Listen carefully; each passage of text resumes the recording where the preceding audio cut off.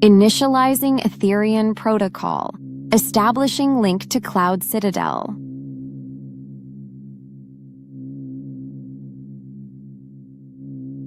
Welcome, Alita Army. You stand at the threshold of quantum consciousness.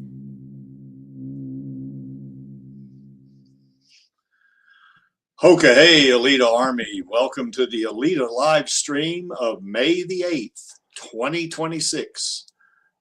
How does Alita compare with the boys' Supes, where we discuss all things to do with the movie Alita Battle Angel, the source manga Gundam, and the greatly desired sequels? I am your host, Creek Indian from Denver, Colorado, and with me is Lee, and he's from Fountain, Colorado, about 70 or 80 miles from my house. How's it going, Lee? Oh, it's going pretty good. And then north of Sydney, there in New South Wales in Australia, is Maxie. How's it going, Max Jelly? Oh, well, we're starting to get some winter down here. It's getting quite cold. For us, I mean, we don't get snow because we're only like 15 minutes from the coast, but it's still getting towards winter down here. Funny you mentioned snow. It's getting on towards spring, so we had snow recently. Yeah, we did. We had snow yesterday. It was weird. On Wednesday, it was like 65. I guess what's that? About 20 degrees Celsius, maybe, and maybe between 65 and 70 degrees Fahrenheit, or 65 and 70 degrees imperial. And the next day it was snowing, and we got like 8 to 10 inches of it. And today the snow's all gone, and it's back to like 65 degrees again. So just that a minor hiccup. Mm-hmm. Yeah. And from the Shires in the UK, the motherland, is Vladi. How's it going, Vladi? Hello, not too bad at all. It's been very cold as well here. I think we had the coldest May night on record on Sunday or something. Oh. I don't know what's going on. It's really annoying, actually. I've had to get my coat back on when I go to work. You have to go. Catastrophe. Well, you don't work shift work, do you, Vladi? No, but I still have to get to work. Oh, yeah. So you just work days then? Yeah, just 9 to 5, basically. Yeah. Well, it's kind of weird here because we've actually had snow at a place called Jindabyne, which is in the Great Dividing Range. It's actually a it's not a ski lodge. It's like a ski town, where you go skiing in winter. So it's snowed there, and yet my family's talking about going snorkeling on Mother's Day, and I'm like. They're like, my wife's like, oh, it's because it's Mother's Day. You should come in with us. I'm like, nope. Not happening. Why not? They go snorkeling. Well, because it's too cold for me to go in the water with my diabetes, and I'm still clogged up, as you can tell. Well, that's kind of like, won't quite let go of me. Yeah, that's kind of like Floridians are. I mean, when I lived in Pensacola, nobody would go in the water if the water was like, unless it was 80 degrees Fahrenheit, which is about 35 degrees Celsius. So they wouldn't touch the water, the locals. Now, certainly the tourists would jump in there, but so anyway, kind of weird. Looks like we got Leonardo de Bustos out there. Saludos, Leonardo. We got AKA is out there, and we got the professor out there, the Batman. How are you guys doing? And looks like we got a couple of lurkers out there, which is okay as well. So, good to have everybody on board here, as they would say. We still got the LA Fires fundraiser going on, and we've raised nearly $1,800. It certainly, if you got the money to spare, you click on the link you see there below the image on the screen. That link is down in the description. You click on it, takes you to the website, and you donate. I don't know what the minimum amount that you can donate is. It's not very high. You would have to go check that out. But if you got anything to spare, we'd appreciate it, to help those folks out. Every dime of this money goes to the Greater Good charity, which is helping with the recovery that they have there, and primarily in the Palisades community in Metro LA.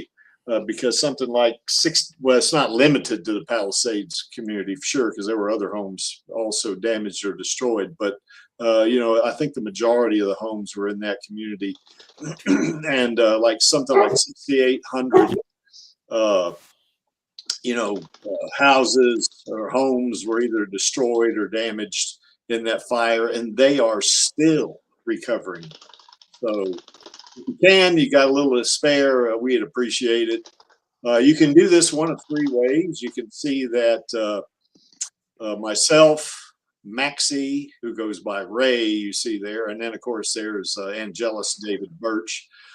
We put our names in there. We're not too worried about our names being on the internet, but if you are, then of course you can specify anonymous, and that's kind of what Lee and Alita Rave did. They just put anonymous down there, because what happens is when you donate, once you donate, then, a list of donations pop up on the right-hand side of the screen there, and it's, kind of a list. And, it lists either anonymous, your name, or if you can do like Vladi did, instead of using his name, he put his internet handle on there, and he used Vladi99. So you can do it any one of those three ways. But if you can, we'd appreciate it. Every dime, every nickel, every dinero, every well, they don't have pence. You don't have pence anymore, do they, Vladi? I'm not sure. No pence. Yeah, nothing. Money's worth nothing now, anyway. Yeah. Well, anyway, Pennies, do pennies even need to exist anymore? Inflation's just too crazy. Yeah, well, pennies are not, I mean, I think you can still use them here in the U.S., but I think they've pretty much, a lot of businesses are going away from it. Yeah, pounds and pence is all we use. Yeah, or euros, if you're there. No, God, no. No, what I mean, we use that. Yeah, you're still listing currencies. Well, that's just to make sure everybody, knows that they can donate no matter what denomination your currency is in. So, but anyway, if you can, we'd appreciate it. Every little bit of this money goes directly to the charity. We do not take a cut. Not even 1%. We don't even do that. We put every dime of this money into the greater good charity. In the words of the unfortunate Tanji, hey, Creaky, where's my cut? Yeah. I never get a cut from this thing. Well, you're not going to get one here because we don't take a cut. So, that's just the way it goes, because we want to help these folks out. $1,800 is not a lot of money, but hey, every little bit helps, and that's kind of it's quite a lot. These folks. Yeah. We also got the Alita sequel petition going on. I don't think we added any signatures for this past week. We may have added 2. I don't know, but all going a bit quiet again. Cameron's too busy faffing around with Billie Eilish lately. He needs to be getting. He needs to be getting to Austin, doesn't he, Creaky? Yeah, he does. He sure does. Working on Alita too. Yep. Well, anyway, there it is. There's the link below the image on the screen, which is also down in the description. You click on that, takes you to the website. You sign the petition. You do have to enter your name and your email address. But once you do that, once you sign the petition, then a list of names pops up on the right, and you can specify yours to be anonymous. If you want, you can also invest, is what I would say, in this. Put some money in there, and change.org actually promotes the video amongst the folks that are on change.org, and it does help. It does add a few signatures, because I put money in there a couple of times, and it helps. It does add a couple of hundred, maybe 300, something like that.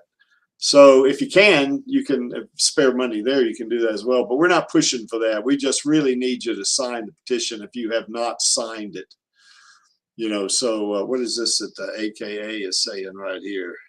Even the weather's trying to get Disney's attention. Yes. Yeah, exactly. There'll be no summer until the sequels are confirmed. That's right. That's right. So, but anyway, if you can sign the petition, we want to keep reminding Disney of that we want those sequels. we do have Rosa's Queen Studios bust of Alita, and it's still in the box right there in my house here in Colorado. And she knows that we have this. You know, as a matter of fact, she told me that she wants it, because I told her this first time I met her. I told her that we wanted to give this to her, you know, not as a gift. This isn't a gift from us. This is more of an expression of our admiration, appreciation, and affection for her, because we're certainly lucky that Rosa was selected to portray Alita. But it is still in the box. And Creaky, are you gonna mention it when you meet Rosa again soon? You betcha I am. But I'm going to be gentle about it. I don't want to push her. Yeah, I don't know if it's even worth mentioning again, right? Just wait. Surely when the sequels are announced, that's when something will happen with that. That's probably when it'll happen. But yeah, I don't want I don't know if it's even worth mentioning again to her. Hey, I think You so. know, she's got your emails, so she's confirmed that she's getting your emails, so you should just be happy that she's receiving them. Yeah, well, she knows I have it, you know, and she's got my contact information. So, and I got hers. So, I mean, I just don't want to pressure her, you know, at all. You Exactly. know, Yeah. let this thing happen naturally, you know, because it will, because she told me she wants it, you know. So that's, she was really delighted that we had got this for her. When I met her the first time, I told her we had this for her, you know, and she was delighted to buy it. You know, I think her response was something like, "For me," like that, something like that. And I said, "Yeah, for you." So anyway, she knows we have it. She does want it. And I will give her just a little brief, gentle mention that we still want to get her the bust, you know. So she'll probably chat with us about it, Vladdy. It's just like make a joke about it as well. You could sort of like be like, "Ah, we still got the bust." Yeah. Yeah. By the way, I'm going to get her, in addition to the flowers, because that's kind of a thing between her and I now. Yeah, is Schmendrick in chat? No, I don't think he is. No, I don't think he suggested we get her a cake this time, and I was like, "Yeah, she must be getting really bored of all your flowers, Creaky." No, Her birthday, get her a little do cake. that cake. What's she gonna Get her do a with that cupcake. cake when she's signing all of those autographs? Get her a little cupcake and a little bag. Fine, maybe I'll get her that. Well, I've got something in mind to give her as a gift, you know. Oh yeah. So I got that already. But the flowers is kind of a thing between us now. You know, I always send her flowers, and the first sentence is always, "The Alita Army loves Rosa Salazar." You know, so she knows when she sees those flowers, she knows, you know, who's there. You know, as a matter of fact, last time, Blotty, when you saw her last, I sent her the flowers and told her you were going to be there. You know, so Yeah. She, you know, Yeah, I think she didn't mention the flowers at that point. I forgot to mention them though as well. Oh, she got them. I'm sure if I did mention them, she'd be like, "Oh, those are from Greeky." Yeah, but she got your note anyway, I assume. Yeah, well, she does, because it's kind of a thing between us, you know, sort of, you know. So yeah. But anyway, yeah, last time I saw her, I'm excited to see her again in the flesh. It's going to be great, you know. But yeah, she What said, a cool theater to go to again after the last one, which is very cool. Yep. I'm going to stay a little bit longer this time too, Vladdy. I think I'm going to fly in. How long did you stay last time? It was quite a quick visit. Well, it was. You know, I flew in like, I think it wasn't the day before, but it was the day, you know, like 2 days before the play, I think. And then the play's on a Thursday this time, isn't it? How long did you stay last time? Well, I stayed from Wednesday through like, was it Sunday I flew back, or it might have been Monday, you know, or was it? No, it was Thursday. That's right, because the play was on Saturday. I flew in on Thursday and flew back on Monday, I think is what I did. Well, this time I'm going to fly in, since the play's on Thursday. I might fly in on Tuesday and fly back on Monday, you know, something like that, because I want to see. I won't be down until the day of the play. That's fine. You know, I mean, the day of the play. When are you going back? I'll be going back the following Monday after the play. So, okay, cool. Yeah. But anyway, I'll be around in London until like Sunday. So. Okay, well that'll work. But you got family there, don't you? Yeah, exactly. So I can just easily get in and meet up. Cool. Well, we can plan something, and Smendrick's going to be. Yeah, it'll be fun again. Exactly. We can do a repeat last time. Yeah, you bet. You know, for sure. Yeah, Smendrick's coming. So. No Angeli though. How sad. Yeah, Angelus can't make it time. I guess we need to find his replacement. We need to get someone else to come. Well, we got another Brit there in the Elite Army, or what? Yeah, I've tried ask. I wanted to meet a couple that I met for a screening one time, but they didn't. Well, they didn't really go for it. I'm gonna say you've got a second chance here, guys. Let's go hang out again, and we shall see. But obviously, people just have different phases in their lives. So, Well, I remember one time I was in the chat on Nate Harris's stream, Mr. H Reviews, and I sent him. I put a message in the chat, you know, that next time I come to London, you and I are going to have to lift weights, you know, because he's a big weightlifter himself, you know. But I, you know, when I got you guys there, you know, it doesn't give me much time, you know, because I'd rather hang out with you guys, you know, since I kind of know you already. So anyway, that's that, you know. But yeah, I think, yeah, I want to do a couple extra things I didn't do last time, you know. yeah, for sure. We didn't have much time, did we, to like go around places? I do want to go back to the Imperial War Museum again because. Oh, really? Yeah, I do, because I really like those scones they have there. They were quite nice. It was very depressing in that place. So. It is depressing, but They need to give it a whole different vibe, I think. well, yeah, but World War II was depressing. So yeah, there's so much of it was about that. You know, I mean, it was pretty awful, World War II. So Mm. I like to go there because my late mother and stepfather and I and my former girlfriend and I went there. You know, and that's kind of got a cool building. Memory. Yeah, it is actually. So. Well, we can check out some other places too next time. Let's prioritize, you know, getting to places we haven't been for. Don't want to just do the same thing as last time. But anyway, but yeah, definitely pop in. Plus, you can always just go by yourself. Yeah, for sure. But you know, and also I got relatives that live there. I think they were up in Duxford. I'm not sure where they are now, but you know, get in touch with them and see if they want to come down. You know, the one time I went there back in 2017, I was there on business. I only had like 2 days there, so I didn't get a chance to catch up with them, you know, but they live somewhere up there in Duxford or Lake and, you know, RAF Lake and Heath or somewhere up in there. So because he was in the military, you know, so, but anyway, that's another story. But yeah, you know, I got Rosa. I'm going to buy Rosa an ice, which I'm going to keep this secret, you know, because we don't want to get out. We want to surprise her. And what if we get her the same thing, Creaky? You probably should tell me where you're getting her. Well, I'm not going to say it on stream here, but you know, we'll talk about it after during. That's very unlikely. I just need to know. Yeah, you will. But now, if you do go before I show up, in other words, you go see her by yourself. Yeah, potentially I might do. Tell her what we got her. Okay, don't tell her. Just tell her that. Well, you can tell her Gary, because I'm not sure she knows me as Creaky. She might, you know, but she does know me as Gary. So you tell her Gary's coming, and we want to give you a birthday present or something like that, you know. But don't tell her what it is, because I should like to say it's something small again, like last time. Yeah, it's not gonna. I'm not gonna buy her a. I can make a joke about it not being a life-size bust. Yeah, you can joke about that. Yeah, but I'm not going to buy her a $10,000 necklace. I'm not going to do that because that'd be a little over the top, I think, you know. So that would be a little. I think that would be I don't know, awkward. I think if we got her something studded with diamonds, you know, of that kind of wealth, you know, or that kind of cost, I guess would be a little. She'd be uneasy with that, I think. You know, and I don't. Plus, who can afford that these days anyway? Nobody. Almost nobody. So, but anyway, we do want to give her this bust. We'll give her a very gentle reminder of it. She knows I got it though. We don't have to push this, and I don't want to push her. You know, I really don't. You know, we'll just let her. You know, we'll let her come up with it. You know, when she's ready, we'll get it to her. You know. So, you know, there's no rush on this. We also got no pressure whatsoever. No, that's right.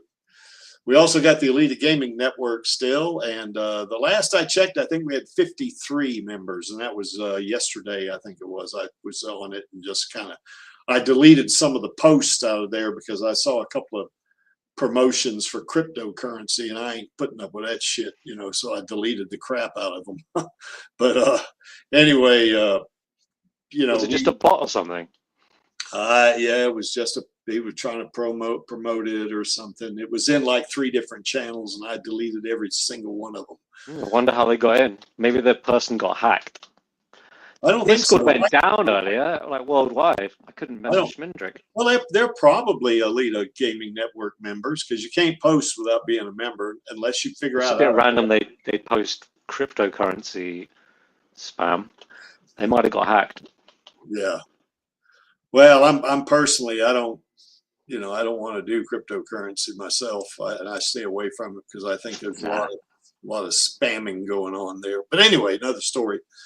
If you do live streaming, you can put your links there in the live streams channel. I know Maxi, puts the links to Radio Chaos in there. Chaos Nova puts the links in there. I think I might have put the link for this stream in there this time. So if you do streaming and you're a member of the network, then you can put the link to your stream in there, and you don't need my permission to do it. You just post it, and then put the link, and you're good.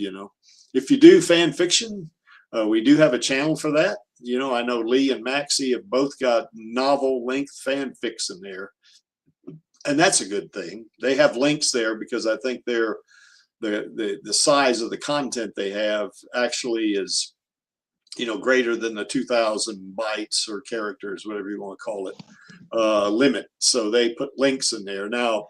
And I've got a fanfic in there that's also a link, and it's a YouTube video actually that has narration and video in it. So, or rather, images in it along with the narrative.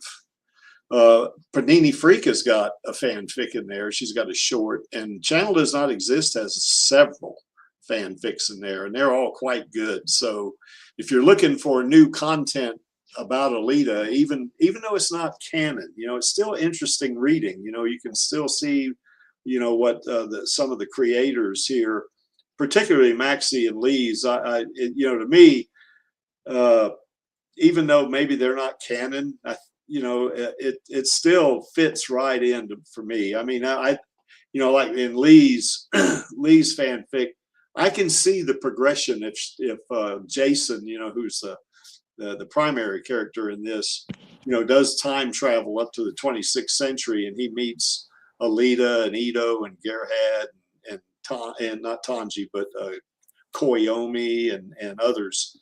I could see this being like a natural thing. It fits perfectly, I think. And then of course Maxie's is actually what I think they could do, for the Motorball arc in the sequel. I think that'd be great. I mean, they both are they fit perfectly for me. But anyway, I don't want to give Lee and Maxie the big head. So, and if you do artwork or you do videos, you can put those in the user creations channel as well. Or if it's like a long video, you might have to put a link in there, like a YouTube video or even a video maybe on Instagram or something like that, or even TikTok for that matter. You can put that video in there. If you do non-Alita related content, you can put that in the off-topic channel. Now that one we give a little more leeway.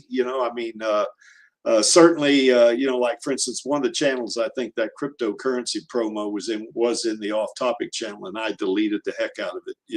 I'm not gonna. That's just not something I don't want Alita Army members, to possibly get scammed in any way. So I kind of keep an eye on that. But even any kind of posting there about a specific politician, either right or left, I don't care which, I'm going to delete the heck out of that thing every time I see it. Now, if it's a more general kind of a somewhat political thing about, maybe where you live or something like this, and it's not overtly, what's the word am I looking for, in your face, type of politics, then I might let that stay there. It depends, but I do want to keep politics away from Alita, because I think the Alita Army is a pretty vast army, pretty diverse, and there's all kind of political views, and I don't want to, I don't want to offend, or not necessarily offend, but don't want to go counter to that, because Alita is not political. We don't want that. So anyway, we do have 3 voice channels, and what they are not streamed. They are more like what you would have if you're familiar with Citrix or let's say GoToMeeting or Microsoft Teams or Zoom or any of those services, it's like that. You know, you get into the channel, only the people in the gaming network can get into those channels with you. So you can invite people if you want to those channels. You don't need my permission to go into a voice channel. You just go in there, you know, and just start doing what you want. You know, you can share your screen. I know I watched Angelus at one point play a game. I think that was before the Alita Gaming Network, though, on Discord. But certainly I know for a while, Vladi and Spendrick were playing a game. Well, what, you didn't just play RoboCop, did you, Vladi? You played 2 or 3 different games, didn't you? Played RoboCop. We played some cool cyberpunk detective, like cinematic game. That was quite cool. Okay. Yeah, we played a few games. Yeah. So you know, you can do that. You can share your screen, do that kind of thing, you know. You don't have to turn your camera on if you don't want to. And the internet at large is not going to see this. You know, only the people that are in the voice channel with you. You know, those are the only folks that are going to know you're on there, and you can talk to them, and you know, you can talk about Alita, or you can talk about another game. I know Angelus has actually posted a couple of game segments he did playing Stellar Blade, you know, and that's kind of like Alita. I mean, it's very much, I think, Inspired by Alita. Yeah, that's right. It was inspired by Creator's a big Alita fan. Yep. Well, they're probably in the Alita army too. And you can do a watch party if you want to. You know, I know I've done some watch parties. We've watched Alita Battle Angel like 3 or 4 times. We watched Rose's Star Trek short, The Trouble with Edward. We've watched that 3 or 4 times. We have to do one soon for Vampires of the Velvet Lounge. Yeah, we'll have to do that. Now, the next couple of weeks, I'm going to be in North Carolina, so it's probably not going to work. It's out, what, this Friday, isn't it? Isn't it out really soon? I'm leaving tomorrow, actually. I mean, the movie's out really soon. Oh, yeah, the Vampires of the Velvet Lounge is supposed to come out. God, it's like the end Monday. Yeah, on Monday. Yeah, that's what I was thinking, but I wasn't sure. So I think it's out today, actually. I think it's out today. Well, maybe, you know. I should Friday, May 8th. Well, I did see a post that it's going to be on. Watch it this weekend. I'm sorry? We could do a watch party this weekend. I'm not going to be able to, Vladi. I'm going to be driving cross country. What do you mean? You're here now. I'm going to be driving cross country, man. I'm going to be driving, you know, 2,200 kilometers tomorrow, you know.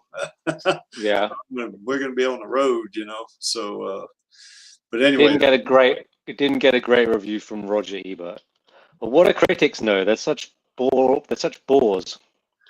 Well, they can be political at times too, you know. Yeah, well, exactly. We saw that with Alita. Yeah.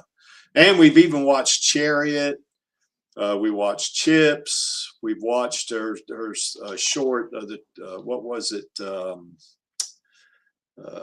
Gosh, that short she did that Robert Rodriguez helped her with. Good Crazy. Yeah, that was a neat little short. We got to watch that again because I really liked it. It's really good. Yeah, it was really good. I enjoyed the heck out of that. So well, you should make a movie in London and cast me in it. we could call it Vladi goes off on Disney or something. Oh yeah. No bad diss track. We do not have kilometers in the U.S. Well, we have them, but we don't use them. No. Yeah, we're imperial here, you know. I just checked Apple TV, and at least in Australia, there's no Vampires of the Velvet Lounge. Oh really? Maybe it's just in America or something. Who knows? Let me see if it's in the UK one. Yeah. So if you want to do a watch party, you don't need to wait for me. You can do a watch party yourself. You just get in there and do it, you know, and you know, you can invite other people. People will be seeing if they see somebody in the watch party channel, because you can tell when somebody's in any of these voice channels or the watch party channel.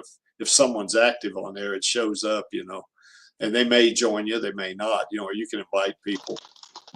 Now, the way you get into this is you see that link below our Chibi Alita mascot. That link is down in the description. You click on it and it takes you to Discord. Now, if you don't have a Discord username, it's going to prompt you for one. And if you're a little like, oh, I don't want to spend another whatever amount of money it is a month or anything like that, I got so many services now, I don't want to mess with it. Well, you can get the free service, and it's perfectly fine. You know, it's a really good service. And once you you know, get a Discord username, then you'll get the invite, you know, from the Alita Gaming Network, and you don't have to pay for that either. That is absolutely free. Nobody on the panel here makes any money on Alita. You know, unless maybe Maxie's his fanfic becomes you know, maybe the Alita 2 or something like that, or the a Motorball arc. Then they may say, Maxie, we're going to pay you $10 million American for this. So Maxie would probably be happy with that. That's a cool story, bro. But yeah, we don't charge, you know, anything. So you just get on, and once you become a member, a lot of people invite you. You get those cute little animated GIFs, you know, that hi, welcome aboard, all that kind of little cute little characters on there waving and jumping up and down and stuff, you know. So okay, guys. So now we want to talk about how Alita. Now, it's been a while since I've done. You watched all of the boys? I've only watched the first couple seasons. I've watched 4 seasons. The 5th one is out. Oh, wow. And my brother tells me it is awesome. So, you know, we're going to start watching. I watched the first 3 seasons, actually. Yeah. And it's you know, it is awesome. I mean, I really like the boys. You know, at first I kind of resisted it. You know, I don't like Homelander. He's a bastard, you know, and stuff like that. Then I started watching it, and I really got into it. You know, I said, wow, you know, then you root against him once you find out who he is and stuff like this, you know. But it's been a while since I've done an Alita in a superhero, you know, kind of environment like this. So, you know, basically what we're going to do, we're going to revisit Alita's abilities. Now, there's a couple of slides you guys have seen. Those have been, you know, signing into this for a while. We'll know these 2 slides, but it just kind of, you know, lists Alita's different abilities, basically, you know. Now, one thing to make clear here is Alita is not a superhero. You know, she does have superhero level abilities for sure. You know, she even in the now I say even in the Berserker body is awesome. But you know, the Imaginos body is like, you know, they're like levels above that. OP. You know, yeah, it's like quantum leaps, you know, above it. She is, particularly in that Imaginos 2.1 body, she is ridiculously OP in that thing, you know. And we're going to kind of just very briefly revisit Alita versus Thanos, because what I want to do is I want to set up, you know, just how powerful Alita is. And we did talk about this with Thanos. We've even talked about it with Steppenwolf. And I think even Darkseid at one time, you know, but I think Thanos, we've talked about it a couple of times. Plus, I've done a couple of videos on it. So we're going to kind of revisit, you know, how Alita fares against Thanos, because I think Thanos, if Thanos was in the boys' environment or in the boys' universe, he would dominate. You know, I mean, Homelander wouldn't stand a chance against Thanos, you know, particularly if Thanos had all of the if he had all the Infinity Stones, he would literally take care of Homelander with no problem. And the Thanos that's in the comic books is even more powerful than Thanos in the MCU. The MCU they have a tendency to depower their superheroes and villains, I think, a lot of times, you know. But anyway, we're going to kind of revisit that, review it, just to give us a flavor of how powerful Alita is against, you know, another kind of somewhat overpowered threat, you know. And then we're going to specifically talk. Now, we're not going to talk about all of the Supes of the boys, super beings. The Deep is very funny. Yeah, the Deep is, but we're not going to talk about all of them, because there's like 40 characters that have super abilities in the boys universe. And, you know, really, we're going to just really talk about primary ones. Now you probably, anybody that's watched The Boys probably can see right away that I don't have translucent up there, and the reason why I don't is because he was only in 2 episodes. So he didn't last very long at all, you know. As a matter of fact, one of the characters named Huey blew him up, you know. So, and how he did it was kind of wild. But anyway, we're going to talk about the Deep, you know, and the Deep is kind of like Aquaman, or at least a. He would love Alita in that tentacle body. You remember that one? That Oh body yeah, that she was in. yeah. That's the one. Wouldn't he love that? That would be his. It would be like Alita switch to the. Oh, that would be body. like that one character Zoe. I guess it's in there. That's the daughter of. I can't remember her name. She became the CEO of Vought. We'll talk a little bit about Vought.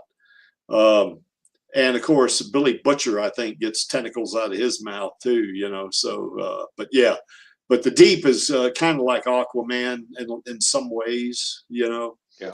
Black Noir is kind of like Batman in some ways, although he's it's a little different. Queen Maeve is kind of like Wonder Woman, you know, in a lot of ways. Starlight, I'm not sure who Starlight's supposed to be, but we'll chat about her. And then of course there's A-Train, and he's kind of like, it's just like Superwoman. I know, isn't she a bit like Superwoman, Starlight? well, no, to Superman. No, her ability is more Superman.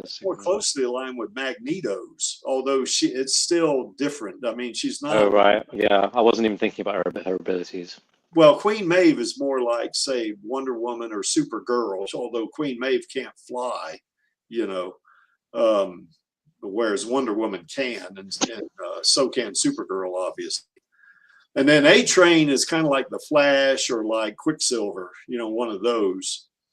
Stormfront, I'm not sure who she is like. I guess she's a little. What are we comparing them to? Sorry, MCU characters.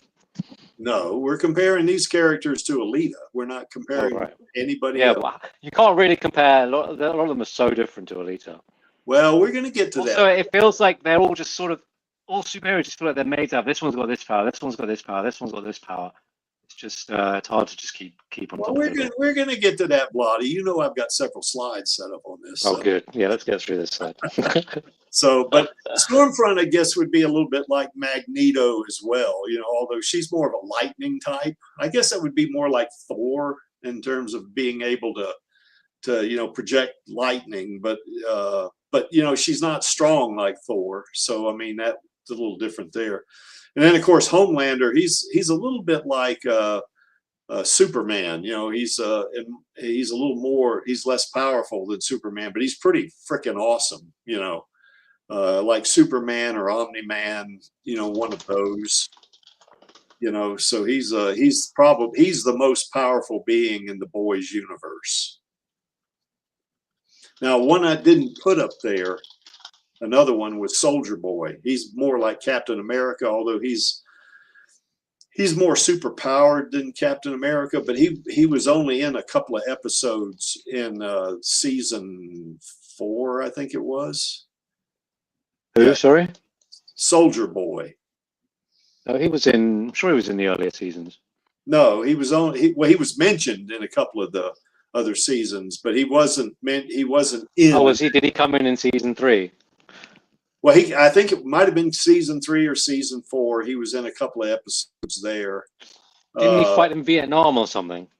He fought in World War II, so he's kind of like Captain America in that realm. You know, he's because Captain America fought in World War II as well, and remember he got frozen, you know, and then revived type thing. And I think a similar thing happened with Soldier Boy. Yeah, Soldier Boy is sort of the star-spangled, all-American soldier-themed superhero. Yeah, it was season 3. That's why I remember him. Yeah, well, similar to Captain America, but that's about where the similarities end. Although, yeah, it's quite cool. Yeah, the similarity ends pretty fast because he's more of a damn psychopath. Yeah, that's quite funny. Than Captain America is. So, you know. But anyway, these are the guys we're going to develop because they're the core of what's called the 7. Okay, these guys right here. And that's the 7 is kind of like the Justice League in a way, or like maybe the Avengers, you know, it's like that. with Homelander being like the team leader of the 7. Now, there was one episode in season 2, I think it was, where Vought actually voted, the board voted to make Starlight the co-leader of the 7 with Homelander. You know, so but anyway, that's this thing in a nutshell, you know, in terms of them as a collective group. So before we get into each one of them, let's just kind of revisit some of this. Now, a lot of this is going to be a combination of 3 things. There's certainly movie Alita for both of the bodies here we're going to be going over. I mean, Alita has been in 10 different cyborg bodies or android bodies and 1 human body. We're not going to cover all of them. We're just going to cover the Berserk body and the Imaginos 2.1 body.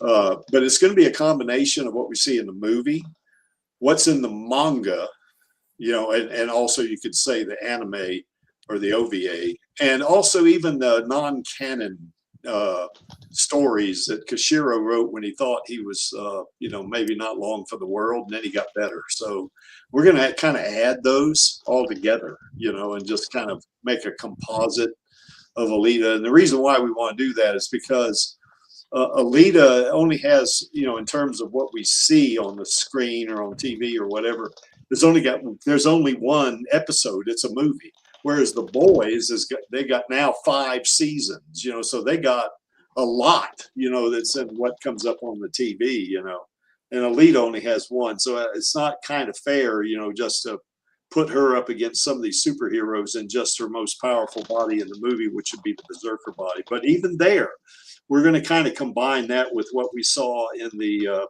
what we see in the manga. Maxie, is there a manga? I'm not sure. Let me check. Maybe I'm pulling this information out of my rear end then. If there's no manga. What's the manga again? Yeah, there's a manga.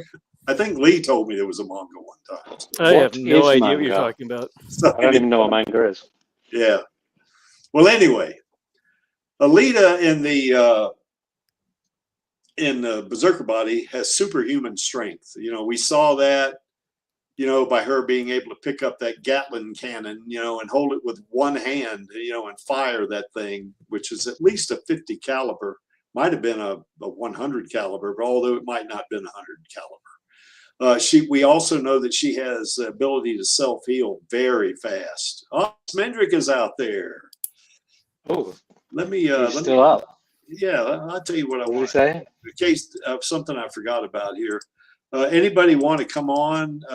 You know, I just now put the link in the chat, so you can click on that if you want to come on and join us on the stream. This is going to be the same link we're going to use for the after part for the Stammtisch, you know, so be the same link, but I'll repost it later. But Oh yeah, Schmendrick. Discord was down earlier, wasn't it? yeah, I need to reply. Sorry, I get distracted. but we do know that Alita can heal real fast because we saw. Oh yeah, sorry, Schmendrick. I did suggest the cake. Creaky didn't go for it though. I'll have to do it myself. It'll be from me and Schmendrick. No, Won't be from Creaky. no, There'll be no cake from you, Creaky. I'm not getting no cake for her. You can forget that because Yeah, what a little cupcake. that thing? You know what? She's going to be signing autographs, man. She's not going to have time to mess with the cake. So, No, I mean, she carries little bags away. It might be all right. well, I'm going to get her a real nice gift, so don't worry about it. You know, I mean, we'll get her something that's not ridiculously, you know, priced. It'll be, you know, but it'll be nice. It'll be still be elegant. You know, I've already got figured out what I'm going to give her, and it's going to be from us. It ain't going to be from Creaky. Okay, it's From going the to Alita Army. yeah, it's going to be from the Alita. I love Army, that. you know. Perfect. Although Thank God. I'm That going puts less to pressure buy on it. me then. Well, I'm going to buy it myself because, you know, I know sometimes folks don't have a lot of money. So, you know, cake before the show. Smendrick says, if you guys want to get her a cake, knock yourself Well, out. we'll give it to her Buying after. a cake for Rosa, you know, while she's trying to do this play. I mean, so, you know, now what I will do is, you know, she'll get a box of chocolates, obviously, you know, with the flowers, I think. So anyway, that's get back to this. We do know that Alita can heal real fast because remember her side got punctured by Grewishka, and she healed within like 10 seconds, you know, and she was, and could have been faster than that, you know, didn't really time it. Now, God bless those nano machines. yes, Fixing her up. yes, but she can also run as fast as hell in the Berserker body. Now in the movie, I calculated her speed fighting those Centurions, and that's with her jumping around and changing directions and, you know, stuff like that, swinging the sword. And I calculated her speed at 125 miles an hour. And then figuring that if she ran in a straight line, she could probably run 200 miles an hour in the movie. But in the manga, which that thing we never talk about, she can run Mach 6.5. Now you think about that, that's nearly 7 times the speed of sound. Now keep that in mind because that's an important number. So that's nearly 5,000 miles per hour or 8,000 kilometers per hour. You know, that is freaking fast. You know, that's faster than bullets.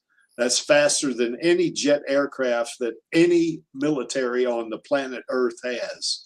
You know, it's just, you know, we launch spacecraft that go faster than that for sure, you know, because you know, the orbital velocity is like 5 miles a second or 8 kilometers a second. But, you know, that's faster than Mach 6.5. But in terms of, you know, like airplanes and bullets and stuff like that, she's ridiculously faster than that.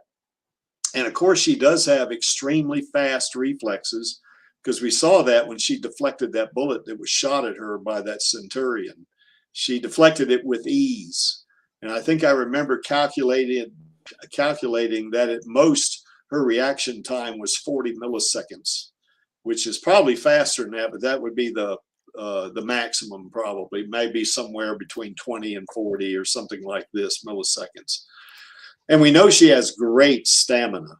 You know, being a cyborg, if she's running after you, certainly if she can run Mach 6.5, if she's after you, you're done. There is no escape. You may as well just bend over and kiss your rear end goodbye, or maybe hope that she takes mercy on you. Now, if you've committed a crime, you know, she's not going to take mercy on you, you know, but she might, because she's got a good heart. She might not kill you, but she could kill you, you know, and if she wants to, you're done. You're not getting away with it, you know. She's really old, even though here in this picture, you see she's probably about 18 or 19 years old, you know, in this particular picture. But in reality, she's over 300 years old because she fought in the Great War of the Fall. This is in the movie. In the manga, you know, she fought in the not terraforming wars, but it was the Civil War, wasn't it? The Mars Civil War, I think. Something like that, anyway.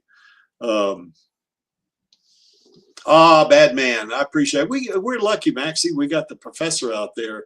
The X-15 can fly Mach 6.7. So, okay. Yeah, it is almost a spacecraft. It can fly, you know, up in the upper in the ionosphere. You know, I mean, it can, I forget how, 100,000 feet or something like that. Yeah, I don't know how many kilometers that is, but yeah, it's almost a spacecraft itself. And there's a newer plane now too that NASA flies, and I don't know much about it. But anyway, in terms of her berserker body, she's got certainly advanced nanotech. So you know, we saw that when that's one of the things that helps her heal. You know, so and this is subconscious healing. Now, the thing about self-healing, all of us self-heal. I mean, even humans, we self-heal. Now, we heal slow. You know, if you cut yourself, you know, it might take you 2 or 3 weeks to heal. With her, it's... I got a nasty blister on from wearing boots without proper socks the other day. I'm just like, why can't I have Alita's self-healing technology and just speed it up a bit? Well, I scraped my hand lifting weights the other day, and that's still on my skin, although it's almost healed. So anyway, that's that. What were you lifting weights with? Knives? No, man, I was putting the barbell or the bar back into the rack, and I accidentally scraped my hand against another barbell, you know. So that sounds sharp. Yeah. Well, it's got these little grooves like things on it, you know, that make you grip it better and stuff. So anyway, enough about my barbell and my weightlifting. She can manipulate plasma. You know, certainly in this body, it's unclear whether she can direct plasma, you know, or call down plasma. I think in the manga, she does call down lightning. So in a way, she's kind of like Thor like that, although probably not as powerful, you know, like Thor is. But, you know, she did do that. Now, you know, we don't know in the movie version whether she can do that or not. Maybe we'll see that in the sequels, I guess. And certainly she knows Panzerkunst, which is a martial art that is specifically, or was specifically developed for cyborgs. They do have a lot of the same techniques that karate and kung fu styles have, but you know, for instance, you know, a human can't punch something with their hand like Alita can. Like we saw Alita punch through the, you know, through the I guess the street there or the road there in Iron City when she was pissed for that little while at Hugo because she thought he had killed somebody, you know, and she punched that. If a human being was to do that, it's fuck their hand up, you know. So, you know, that's the thing, because she's a, you know, she's 98% machine, you know, so that's her hand is going to be not like a human hand. And a lot of the techniques are predicated on the fact that she is mostly machine. But the one thing that really sets her apart from other, whether you want to call them superheroes, metahumans, other, you know, elite fighters and stuff like that, is her perseverance and determination, you know. And even when she fought AR-1, she just about wanted to give up, but she decided not to, you know, and she just kept after it, you know. Finally cut AR-1's head off, actually, I think. So anyway, that's Alita and her berserker body. Did I leave anything out, you guys? I can't think of anything. Yeah, that was very thorough, Creaky. Thank you, Vladi. Maxie, you're the Pope of the Elite Army. Is there anything I left out here? No, I think you got it covered pretty well. You've covered it so many times before.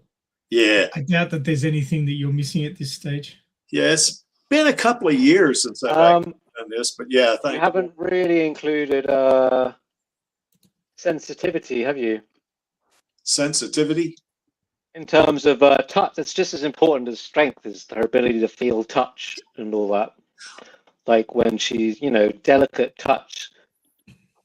Isn't that quite an advanced feature of a cyborg body? Surely it's one of the most. Oh, you mean like features. her texture sensors? I think she called it. Yeah, that's one of her abilities as a cyborg body. Yeah, yeah, she does have an extremely. You're right, Vladi. Thanks for bringing that up. She does have a very, you know, very acute or very, how would you call it, granular sense of touch, far more than humans. You know, so yeah, a finely tuned sense of touch. Yes, there you go. Exactly, tuned in every way.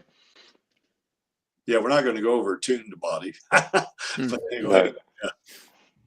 So that's her in the berserker body. Now the Imaginos 2.1 body is a different story altogether. She has orders of magnitude power more than she does in the berserker body. So she does have superhuman strength in this body, but it is like a bunch more than she does I mean, Imaginos 2.1 body does have much more strength than the berserker body. And in, I guess in terms of durability, there's that one fight she had with, I guess, Toji. And she got blown to smithereens on that, but then reassembled. So I guess she did that with the help of the folks on you know, those orbiting platform around Jupiter, maybe. But you know, she was able to, you know, to kind of like almost like Dr. Manhattan in some ways. You know, she was able to reconstitute herself. You know, even though she got blown to bits. You know, that way. Speed in this case, she can run millions of times faster than she can in the berserker body, according to the one story we saw that was and it was retconned, I guess, that I guess that Kashiro wrote about her, but you know, where she she ran so fast that things she was approaching was blue shifted, and you only can do that color wise unless you're running a significant percentage of the speed of light. You don't get that perception, you know. So she, you know, just really ridiculously fast. I mean, almost like, say, the Flash, you know, or Superman, or say Quicksilver. You know, we did a stream here about 3 or 4 years ago comparing her speed with those three, and she stacked up very well in this body, you know, in the Imaginos body. And of course, being able to run that fast. Now, here's another thing about that. When you get to running at this speed, this is all fantasy, because if you ran the speed of light on the planet Earth, you'd run off the Earth real fast. It'd either be one of two things.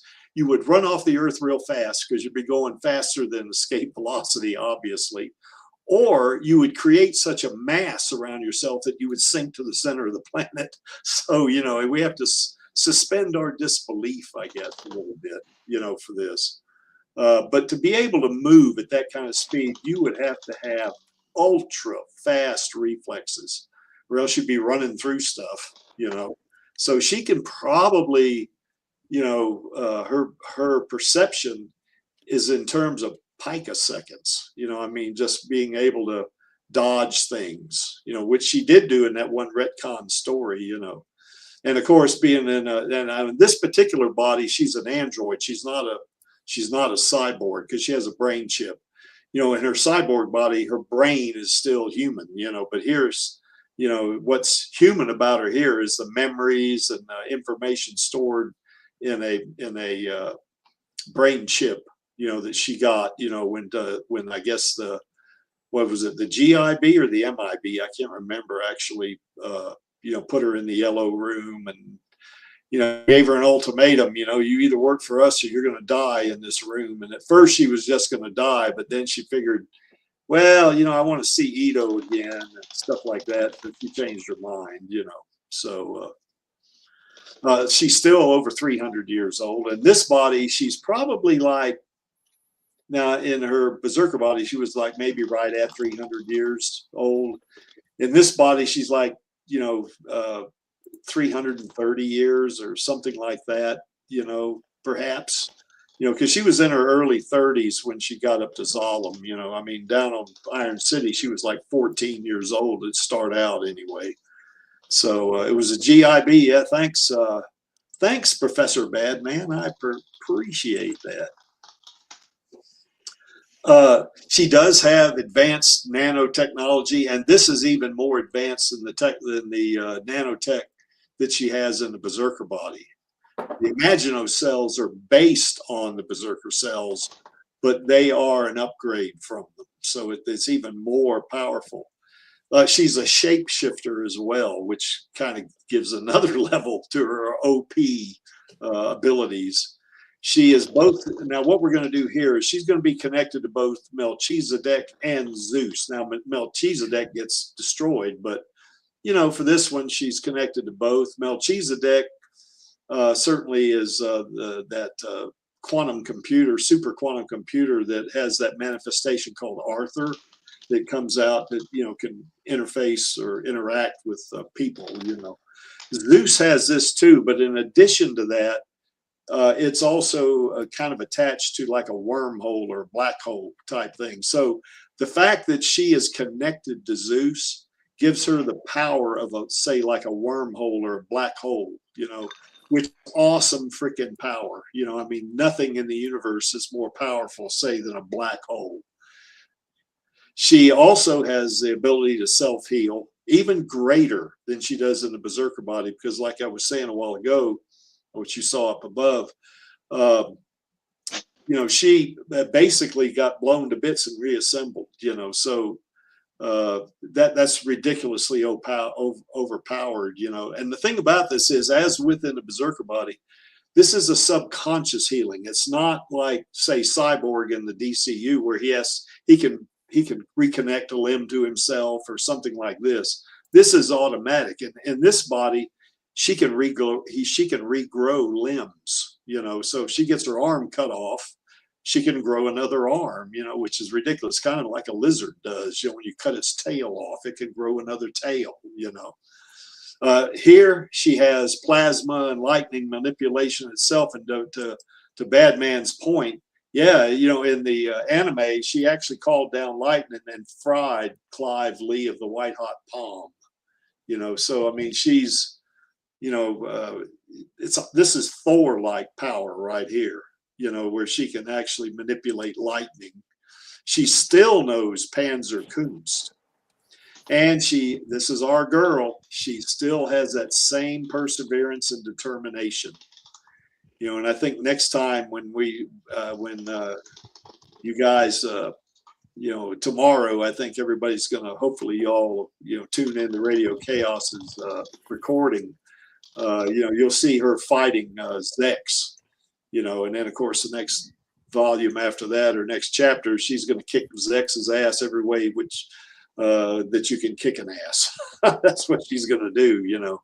So just in there, she was in the Imaginos 1.0 body, which doesn't have the power that the 2.1 body has. But anyway, that's it. Now I've taken a little bit of how would you say, informational levity here with this, you know, kind of license, you know, for these two bodies, because we're going to compare both of these bodies to the various superheroes. So anyway, Badman, or we certainly have Maxie here, and I know Lee has read most of them. Well, Vladdy's read some of the manga. So yeah, what do you guys, have I forgotten anything? I know I've kind of taken some liberties here with a couple of things, but what do y'all think? I think you covered pretty good. What does the Pope think? That's what I want to know. No, pretty good. There's no definitive answer because she keeps changing bodies and power levels and things. Yeah. So it depends where you catch her in the timeline. Yeah, that's right. Yeah, I mean, yeah, for sure. Well, when she was in the Imaginos 2.0 body, she doesn't have the ability to she's not connected to Zeus, you know. So, I mean, you know, she doesn't have that going for her. And in the Imaginos 2.0, is she a shapeshifter there as well? I'm not sure about that. I don't remember. One of the main features of the Imaginos was it can be anything you can imagine. Yeah, okay. So that's why it was called Imaginos. So yeah, she could shapeshift in any of them. It's just that she wasn't. I don't think Alita was that creative to start with. Yeah, so she just imagined herself as herself. Well, I think. Oh, go ahead. Much like when she took over the Berserker body in the movie. Yeah. It became her ideal, mental imprint of herself. Yeah. Well, well, as we saw when we were, you know, doing the manga readings on Radio Chaos, I got the feeling that she was trying to still feel her way around in the Imaginos body. Maybe she didn't know exactly how much power the thing had or what its capabilities were or something like that. It was the same thing with the Berserker body, wasn't it? I mean, she's got a little bit of a learning curve, I guess, when she gets in the bodies, you know. Exactly. They don't come with a tutorial mode. So that's right. Or as Ito would say, you didn't come with a manual, did you? Basically. Yeah. So, yeah. So she has to kind of discover this, you know. What is this right here? No, Badman, we're not going to be considering her in that body. That body doesn't have the power, I think, that the Imaginos 2.1 body. Now, it might have the power of the Berserker body, but I'm not sure what they named that body. I don't remember that. So maybe when I read volumes 10 and 11, like I'm supposed to do, or else Angelus is just going to keep hounding me about it. So, matter of fact, I'm going to take those 2 volumes with me to North Carolina and read them. So, sure. I believe you. Millions wouldn't. But anyway, yeah, she's. I don't know what those bodies were, Badman, or what that particular body was. I know she was kind of getting it on with Erica, you know, even though she has that one move she does where she allows the opponent to take her arm off and then she uses it like a club. So, which is kind of hilarious, I think. So, all right, guys. Well, that's Alita and the two bodies. So let's compare her to some of the 7. Oh, before we do that, just a little bit of a reminder. Vladi doesn't like the MCU. I'm sorry, Vladi. Honestly, it gives me like PTSD or something. Yeah, sorry. Well, what we determined in the discussion there in that one stream we did, we said, well, if Alita is in the Imaginos 2.1 body and she's fighting Thanos, she's going to win that fight 60% of the time. And even if he has all the Infinity Stones and he snaps his fingers, she's going to move fast enough to punch through his chest before she dissolves or turns to ash. And one of the things we discussed in that stream was based on a kind of like a video that was done non-canon for sure. It was a fight between Saitama, or One Punch Man, and Thanos. And Thanos snapped One Punch Man out of existence, but before One Punch Man actually turned to ash, he punched right through the center of Thanos's chest and killed him. So, and then of course it was, he was gone, and Thanos was dead. So I guess you'd say that's a draw, I guess. I think the same thing would happen here, if she's in the Imaginos 2.1 body, and of course, assuming that she can move near the speed of light, if he snaps his fingers, she's going to punch through his chest before she dissolves. If she's moving a fraction of the speed of light, she won't have to punch through his chest or head. The shock wave will vaporize him. Yeah, that's right. We talked about some of that stuff, Now, if he got that drop on her somehow, he could probably snap her out of existence before she reacted. But we thought, well, if she was really super sensitive in the Berserker body, she's going to be even ultra more, quantum levels above that, in her Imaginos 2.1 body. She's going to know what's going on, and she's going to punch through him or vaporize him or cut his head off or cut his arm off or do something to him before she dissolves, or turns to ash, So we figured that she would win more 6 out of 10 times. Now in the Berserker body, we said she would probably win 1 out of 3 times. Now the thing about that was though, some of the considerations would be if he did not have all the Infinity Stones, because I think in that thing we decided that she only had if he had all the stones, that she would have only a 10% chance of beating him. And that would only be because she'd get the drop on him, or something like that. But if he doesn't have all the stones, then she, in her Berserker body, she could put up a pretty damn good fight, because she can move pretty fast in that body, itself, not the speed of light, but she can move at hypersonic velocities, which he cannot do. So, that would be an advantage she would have, but still, he's still got if he has, say, 4 of the or say 5 of the 6 Infinity Stones, or even if he had just like 2 of them or something like that, she's going to be pretty much up against it, fighting him. She could beat him, but it would be very hard. It'd be unlikely. She'd get lucky or something like that. So, but anyway, this is kind of what we came up with in that stream. That in the Imaginos 2.1 body, she's going to get him. Otherwise, in the Berserker body, he's going to get her. So that's kind of what we came up with. And I think Maxie, you were on that stream. I think. Might have been. I've been on a lot of them. You've been on a lot of them. Leah, were you on that stream, or was that before you started? Oh, excuse me. Oh. I seem to recall something about it, but it was a while ago, so I can't remember. Yeah, it's been like 3 years at least. I think Vladi was on there because I think I gave him PTSD when I put this image up. So anyway, so this is where Alita sits. And the reason why I wanted to put this in here is because I think if Thanos, particularly if he has all the stones, he's going to destroy all of the 7. He's including Homelander. Homelander's not going to have a chance against this guy. He can destroy an entire planet with him. Yeah. Such a goofy looking glove, isn't it? Yeah, it is. but you know, Thanos is he's a cosmic level threat. This guy is, you know, I mean, if he came to Earth in the 7, you know, in their universe, he's going to rule, you know, particularly if he has all the stones, you know, nobody's going to beat him, you know, and he is insanely durable, you know, I mean, and of course he can project force fields and stuff like that.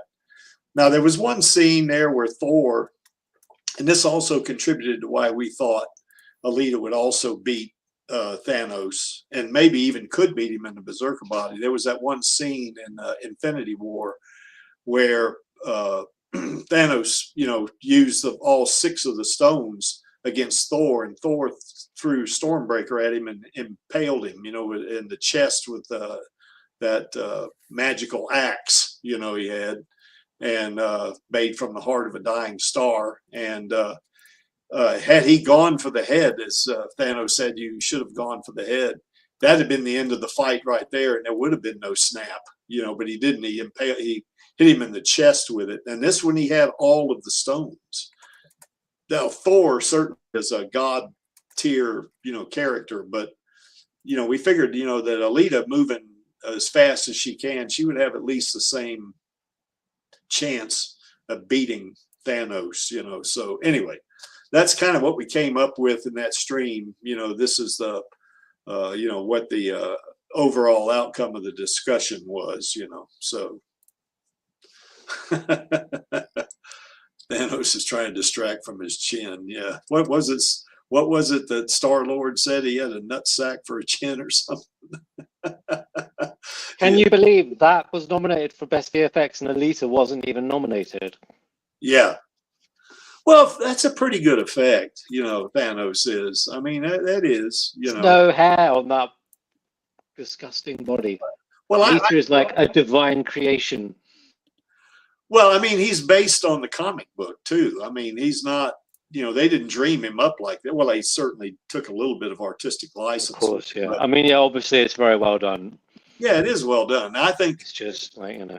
I think if, you know, when they do the sequel, I think they're going to do Alita even better, because I think the technology is going to be even better, you know. It's going to be insane. And I'm hoping that they'll figure out AI to make it just like even better and cheaper. Yeah, hopefully.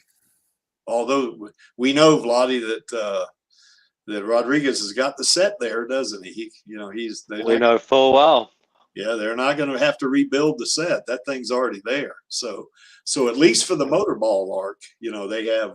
It's literally it's like an ancient temple at this point. Yeah, it is. All the Alita armies come and have a pilgrimage to. What is this? Alita's based on a kind of comic book as well, I've heard. Yes. Well, yeah, but a Japanese comic book. It's way cooler than American comic books. Sorry, Americans. Well, Gunham or Gumu is the way Maxie correctly pronounces it. It is like a graphic novel. I mean, in a lot of ways. Yeah, our queen will always be better. That's right, Smendrick. So anyway, this is you see, Alita here is on par with Thanos.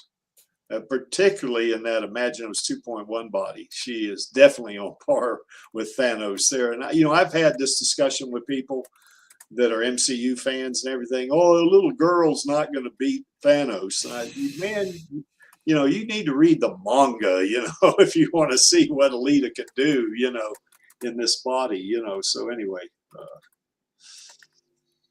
Okay, so now we know kind of what Alita's level of abilities are. So let's kind of take a look how she stacks up against the 7, you know. Now the Deep is kind of he's a guy that's sort of like Aquaman. Now he's except a total freak. Well, he is a freak. He has gills on the side of his chest, you know, not his chest, but his body, his abdomen. Yeah, it's kind of like body horror in a way. I like how The Boys plays up to that stuff, but it's also quite funny. Yeah, it is. But he doesn't have the superhuman strength that, say, Aquaman. Now he is stronger than humans. There's no doubt about that, you know. Yeah. But Aquaman, you know, pushed up, you know, up to the surface of Los Angeles class submarine. you know, from a very deep depth, and he got under it and pushed it all the way up to the surface. The deep doesn't have that kind of strength, you know. Now he can move pretty fast in the water, but I don't even think he can go as fast as Aquaman does in the water. Now it says amphibious physiology. In other words, he can breathe underwater just like Aquaman can. So he has that. He certainly can talk to aquatic creatures, you know, and he can indeed. Well, it's kind of creepy, you know. He has sex with octopus, stuff like octopi. Very creepy. It's really ridiculous. You know, it's kind of creepy, really. It's funny though. It's yeah, it is funny. So anyway, and he is very durable for sure. Now he can go down to deep levels. That's where the pressure resistance come in. He can dive pretty deep. Now he can't go as deep as Aquaman. Aquaman can go to the bottom of the ocean, you know, whereas the deep, he can't go that far. You know, he can go maybe, I don't know, maybe a couple of 100 meters, maybe, I guess, you know, I'm not sure. He does have, it says enhanced physicality. I mean, he's strong. He's a good fighter too. You know, he's not a weakling by any means. And he's a pretty good fighter on land like Aquaman is. I mean, he's not a guy that, you know, I mean, some of the jokes about Aquaman is, you know, yeah, his superpower is great if you need to fight somebody in the water.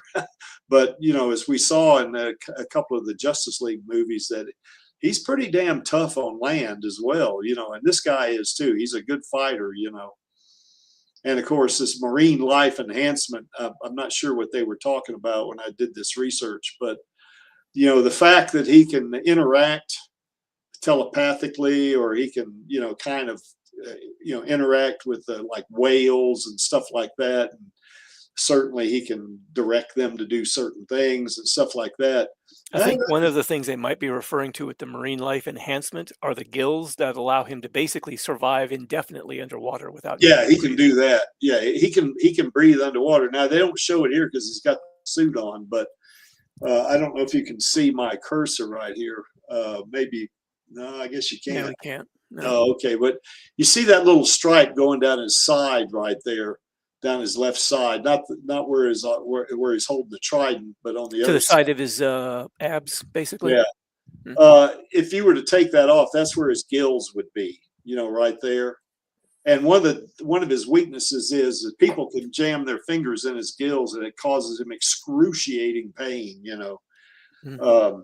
He's not invulnerable, you know. He's tough for sure. You know, he does have, as it says there in that third bullet, he does have extreme durability, but he doesn't have the level of invulnerability that, say, Aquaman has. You know, I mean, Aquaman, if you saw the movie Aquaman, he took, you know, he basically took a rocket launcher in the chest, you know, and knocked him backwards, knocked him out for a few seconds, but then he got back up and he wasn't damaged. You know, if you were to shoot the deep with a rocket launcher like that, it'd blow him up, you know, because he's not as durable as, say, Aquaman is. So he's basically just mutated. It's quite, yeah. I prefer it to like the sincere, like DC way of doing it, where he's like some hero in it. He's just sort of, he has to like suffer through having all this mutilation. Well, he's a bit of a freak. Well, the thing about all of the seven, including Homelander, what gives them their abilities is a substance called Compound V, and there's this corporation. It's very much in some ways like Cyberpunk 2077, where the corporation, you know, has these, you know, super powered. Oh, we lost old Vladdy. Look at that. Where I had that super powered, you know, kind of stuff going on. But anyway, the thing of it is, though, is that this company or this corporation called VOUGHT, VOUGHT, they developed Compound V, or at least their founder developed it.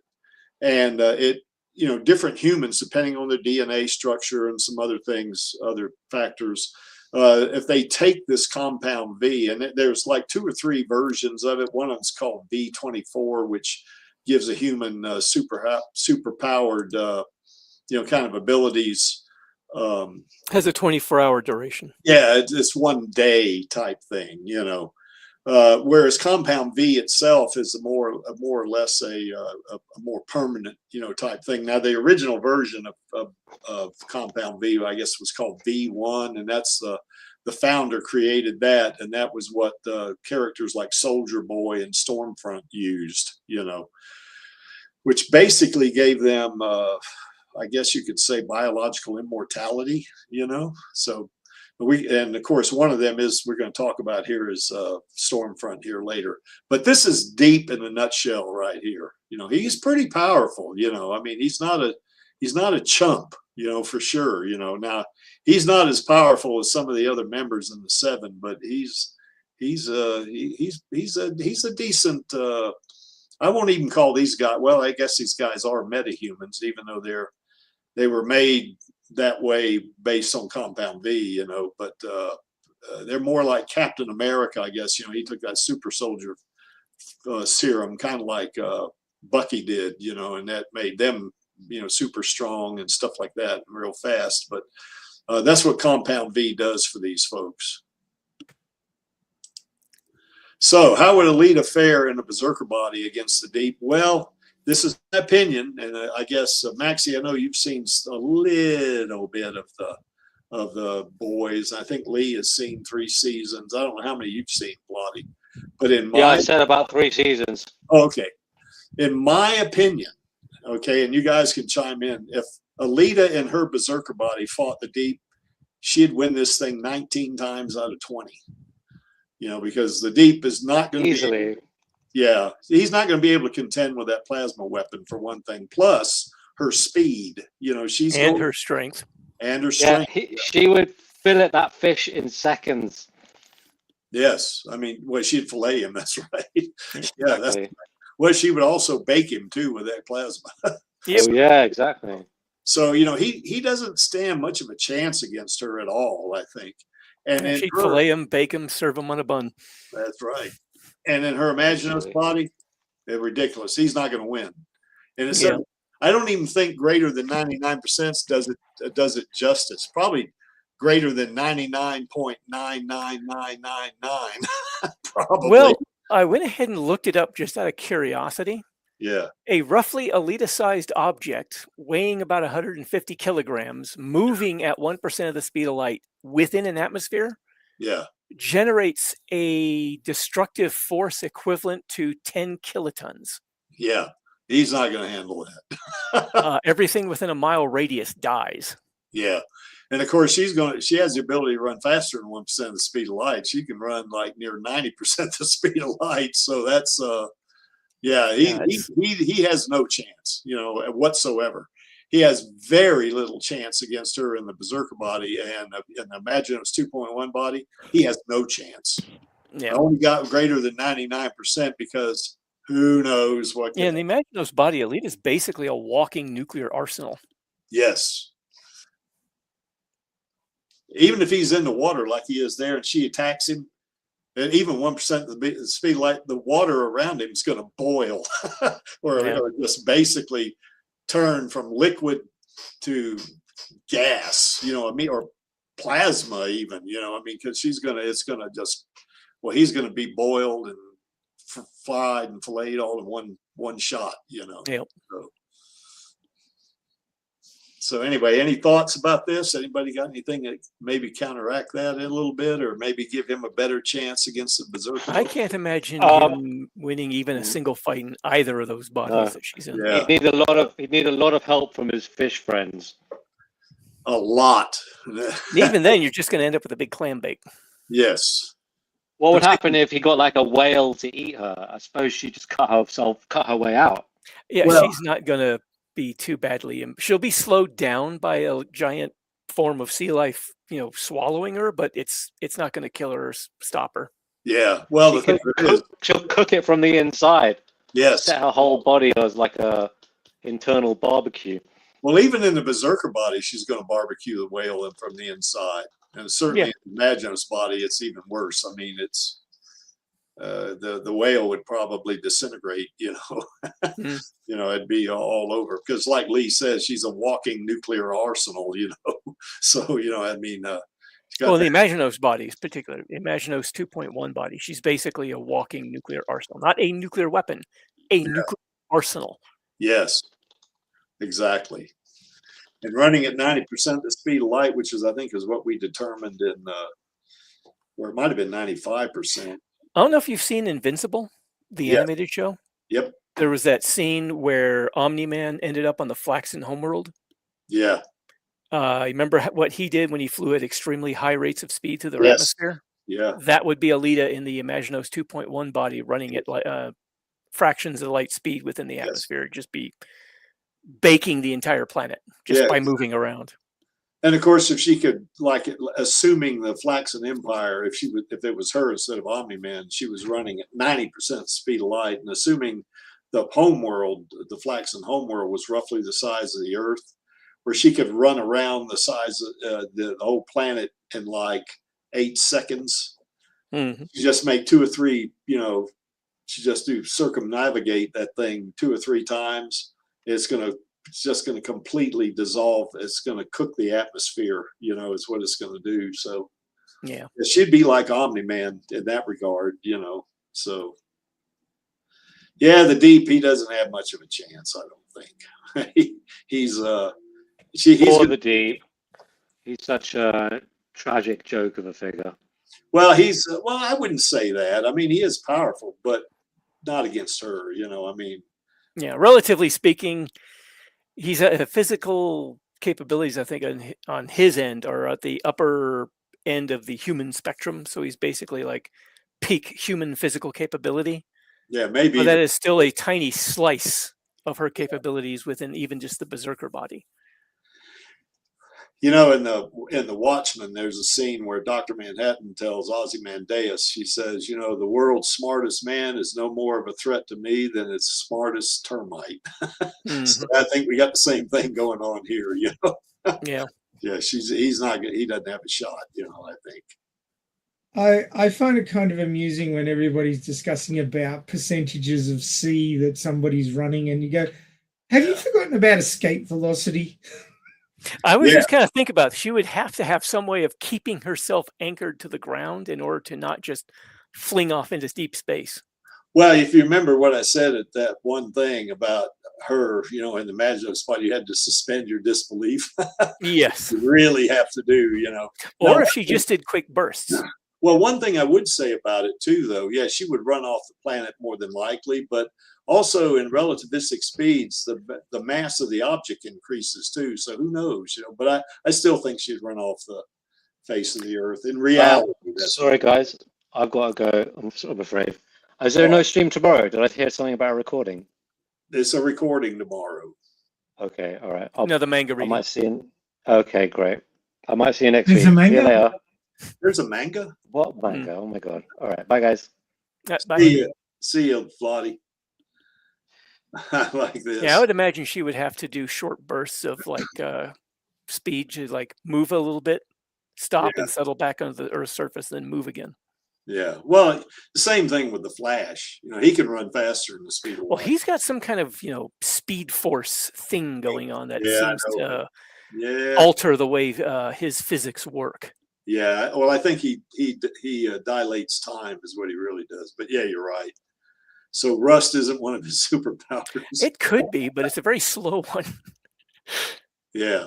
Takes a lot of time to work. Wouldn't Alita just dry the Deep out with plasma? Yeah, she definitely. She could dry anything out with plasma. If she hit him with plasma, he'd just disintegrate, I think.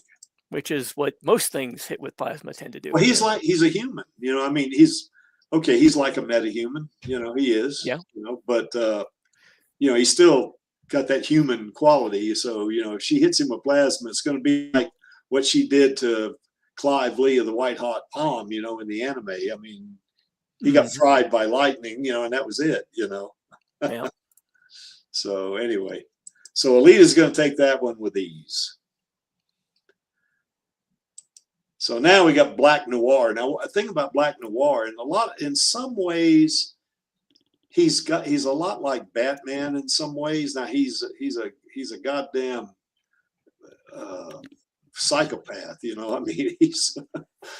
he goes down and attacks. I guess it was like a what was that place we went to in London? Hard Rock Cafe in Lagos, I guess, and he destroyed and killed everybody in there. He does have superhuman strength, you know, and as I think Lee, you mentioned that he was kind of like a clone in the. In the comic book, the TV series version of him is very different. Yeah, that's right. He's not a clone in that. He's just somebody who took Compound V. One thing to mention about Compound V too is it makes people the result after taking the Compound V change. You know, it depends on the person what their DNA is and stuff like that. You know, because they get different superpowers. You know, then not everybody that takes Compound V is like becomes Homelander. You know, they could have different abilities. But anyway, he is super strong. You know, and he's a metahuman. You know, in the DC you know, classic sense. He can heal real fast. You know, he does that, and certainly he can endure pain. There was one scene in The Boys where he went after this supervillain that had taken Compound V, and the supervillain had basically the same, not like Soldier Boy, but he could really project a lot of heat, and he hit in the series. He hit Black Noir with this. And it kind of halfway fried him, you know, on one side, but it didn't affect him in terms of his ability to take the guy out, which he did. You know, I mean, it didn't really slow him down. You know, now what he got hit with wasn't like plasma. You know, I mean, it was just extreme heat, you know, type thing. So, but he can heal fast, and he definitely pain is not an issue for him. He does have some enhanced senses, and he's like a ninja too in a lot of ways. You know, now it says agility and speed. In terms of being a fighter, he's extremely agile. Now speed, now he can't run. He can outrun a car, I think is what I read when I was doing this. You know, maybe a car that's going 60 miles an hour, he can outrun that. But he doesn't have like hypersonic or even sonic, you know. He's not a speedster, basically. Yeah, he's not a speedster. He's fast, you know, but he's not like, say, Flash or A-Train or any of them. He's just fast for, you know, who he is. He probably can run maybe 60, 70 miles an hour, perhaps, maybe faster than a cheetah, let's say. And that is pretty awesome right there, because, you know, humans can't run as fast as a cheetah, you know. So, you know, this guy's pretty potent. He's the way he fights is a lot like Batman. Now, he's not, you know, a genius, say, like Batman is. You know, he's just an extremely good fighter. Okay. How does Black Noir stack up against Alita? Well, I might be being a little kind to Black Noir here, but I still think Alita and the Berserker body is going to beat him 9 out of 10 times. You know, the only reason I give him the benefit of the doubt is his endurance to pain. Now, if Alita hits him with a glancing blow, you know, with that plasma weapon, he'll be able to endure that. Now, if she can cut him in half, that'll kill him, you know. So, I mean, that's probably what's going to happen. Well, he's got regeneration, right? Yeah, but he can't. If you kill him, though, I mean, yeah, he won't come back or anything. He won't come back. He can't regrow his arm. Is he bulletproof in any way, or is he resistant like fire? He's resistant to it to a point. He can be injured by it, but he basically can heal from it. Can he bench press a truck? I don't think so. Maybe. Well, it sounds like he might almost be on par with her Berserker body. I mean, he's got like fast healing ability. He's very tough, very strong, so, and also very fast, although probably not as fast as she is. Basically. Well, she can run Mach 6.5, of course, in our scenario here. So if he can run 60, 70. Oh, if it's the manga Berserker body, then yeah, the manga Berserker body, he's not going to be able to keep up. He's already done for. Plus, her reflexes are much faster than his. Now, he's got pretty fast reflexes, but. Oh, she's moving at Mach 6.5 and is able to react. Yeah. Within her own capabilities, moving at that speed, then she's thinking much faster as well. Yeah, exactly. So yeah, he's not going to be able to keep up with her. And of course, within the Imaginos 2.1 body, same thing. He's not going to survive. He wouldn't survive a millisecond against Alita in the Imaginos 2.1 body. Yeah. You know, she's going to cut him in half and carve him up before he can heal. You Mm-hmm. know, cut his head off, you know, and just dismember him, you know, and then fry him, you know, which is probably what Alita in the Berserker body would most likely do. You know, she'd probably cut him up and fry him, you know, with using that, like kind of like in your story, Lee, where she punched through Fenrir's chest, you know, and she did it with the plasma as well, you know, so he kind of cooked his heart, you know. Yeah. So if you did Well, that, if it's in the Imaginos body, all she'd have to do is run past him yeah, at a fraction of light speed for like just a very short distance and generate a 1 kiloton blast where he's standing and he's already vaporized. yeah, he's done. He won't come back from that. So he does have extreme healing ability, but it's not absolute. He's not gonna be able to reassemble himself or grow a new limb or something like that. He doesn't have that ability. So Yeah. So anyway, that's my thought on this, is the way I think this one would go. So what do you think, Lee? Is that these numbers? As a matter of fact, that 90% might be a little low. I mean, I think she. Well, I was thinking, because of the picture, I was thinking of the movie Berserker body, in which case he seems to be approaching those capabilities, not like on par with the movieverse Berserker body, but he could probably withstand going toe to toe with her for a little bit, and maybe even have a minimal chance of maybe winning the fight. Yeah. But if it's the manga Berserker body, no. I mean, speed is key in a fight situation. She's got it on all counts against everybody so far. Yeah. And we are considering a combination of the manga and the movie body. So yeah, maybe you guys have a 10% chance. You know, maybe. He's pretty badass, this guy. You know, and of course the comic book version of him he's a clone of Homelander. So if he's a clone, he's going to have Homelander's capabilities. Yeah, or at least a good portion of them. So yeah. Okay, any thoughts, Maxie? You haven't seen much of the boys, have you? No, I'm probably the least likely to be able to help you. I did ask Gemini about it because I had no freaking clue. Did it mention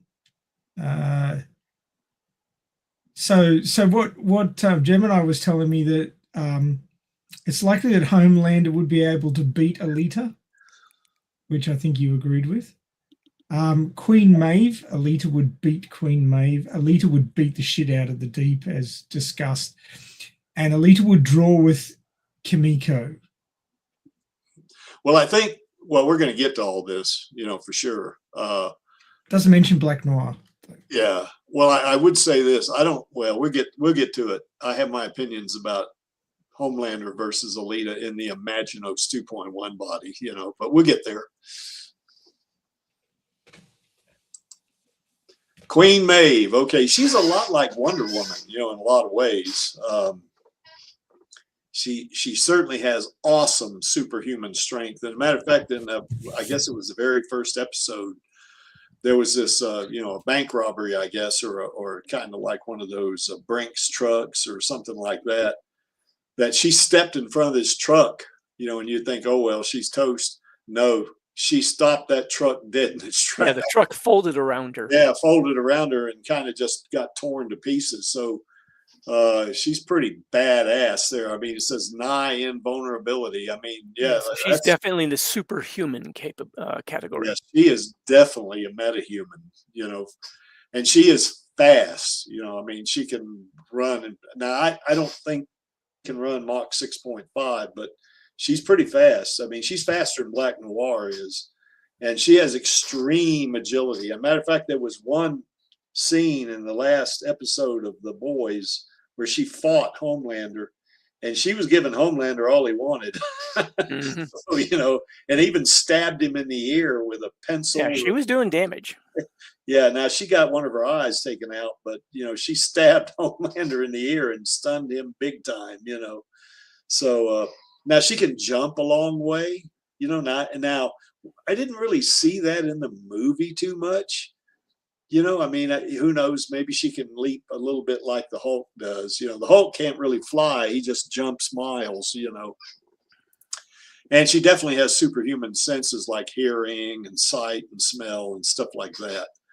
So, yeah, she in every way is superhuman or a metahuman in the DC sense. You know, she's far beyond humans. You know, now how does she stack up against Alita? Well, I think Alita in the Berserker body is going to take her. Now, this is me, okay? You guys can have a different opinion, and that's okay. As a matter of fact, let me put this, if anybody wants to come on, let me put this back in the chat. So I put the link back in the chat here if you want to come on and discuss this with us. But I think she would take her in the Berserker body. Now, I think she has a better chance of beating Alita in the Berserker body. Well, again, I think it depends which Berserker body. Yeah, because the movie-verse Berserker body is much more grounded in reality than the manga Berserker body. That's right.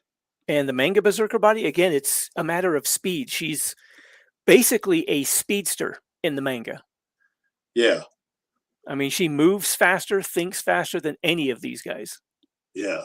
At least as far as the manga version. In the movie-verse version, I think it's probably a bit of a toss-up.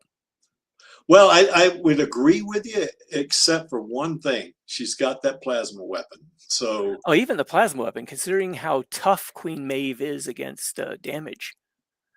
I mean, she's able to withstand some significant amounts of damage and keep going. She can definitely take bullets, that's for sure. You know, I mean, there was that one scene in the one of the early versions of the Boys where Homelander was trying to, he killed this one guy and he wanted to make it look like they were defending himself. So he said, okay, let's do that. So he takes the automatic weapon the guy had and he points it at Queen Maeve and fires like a whole bunch of rounds into her and she just stood there. Yeah. But she wasn't even moved by it. Yeah. But that is different than plasma. When you get plasma that you can ignite up to 11,000 or 20,000 degrees Fahrenheit, that's a little bit tougher, And I think I think you're right about in terms of if she didn't use the plasma weapon, I think it would be it'd be pretty close to a toss-up one way or the other. I think Alita's Panzerkunst is going to be a little bit better fighting style than Queen Maeve uses. Yeah, if you're going in fighting capabilities as far as skills and whatnot, then it's probably going to be more in Alita's favor. But I still think Alita's going to have a much tougher fight in her hands in this case. Yeah. I mean, when you start getting into the levels of superhuman strength and toughness that Queen Maeve and even Homelander have, it starts becoming a much more of an uphill fight for Alita in the Berserker body, especially the movie version. Yeah, exactly. The manga version, well, she's moving at the speed she's moving at. She can't really even be hit. So their strength isn't even going to matter. And remember, we're using a kind of a combination of the movie version and the manga version. So anyway, this is my thought. Now, the percentage, who knows, plus or minus 20%. I'd go with about a 65. Okay. Now, Imaginos 2.1. No contest. No contest whatsoever. Queen Maeve versus Walking Nuclear Arsenal. Yeah. Walking Nuclear Arsenal gets it. Yeah, that's right. So, I think the fact that Alita can move a fraction at relativistic speeds, that's going to counteract just about anything Queen Maeve can do. Yeah, again, she's in the Imaginos 2.1 body. Alita is basically a combination of Superman and the Flash. Yeah, all wrapped into one package. That's right. And I think if she figured that out, getting more acquainted with the Imaginos 2.1 body, she could probably learn how to fly, although she'd probably need wings, but she could do it. She wouldn't have to really fly. Her leaps would be intercontinental. Well, she could leap and then maybe with her shape-shifting abilities, maybe form like wings that, kind of like give you lift like airplanes and maybe. Who knows? I don't doubt she could probably even form some sort of rudimentary ramjet with her plasma capability. Yeah, exactly. But yeah, I think Queen Maeve doesn't stand a chance here at all. You know, in imagine it was 2.1 bot. Okay, moving on. I guess we got Starlight now. Starlight. I haven't really seen her do much except put on light shows. Well, she did fight Soldier Boy in the last episode of season 4, and I hadn't seen that one. Up until then, I hadn't really seen her superpower be really super, aside from just being visually effective. Well, I mean, she's basically a walking flashbang grenade. Well, she knocked Soldier Boy on his ass. Okay, well, so she's pretty badass, you know. But yeah, you're right. The first couple of seasons, particularly. yeah, they really didn't seem to play up her abilities much at all. Yeah, they didn't. That's right. They didn't. She does have the ability to not only absorb, but even, you know, kind of control electricity to a degree. Certainly can project light, even to the degree, and generate heat and project it to the degree that she can, you know, she can project that light and heat to a degree where it would blind you, you know. So that's hence why I mentioned that she is basically a walking flashbang grenade, because she can blind people. Yeah. And in terms of, she can fly, but not like Homelander. I mean, she can kind of use her electric, you know, kind of what says photokinetic there. She can kind of use that power to maybe, you know, to transport her from one place to the other. Now, what bioluminescence buys her, I'm not sure. You know, maybe. It looks cool. Yeah, maybe it could fake somebody off or something like that, you know. It saves you money on keeping a night light on. Yeah.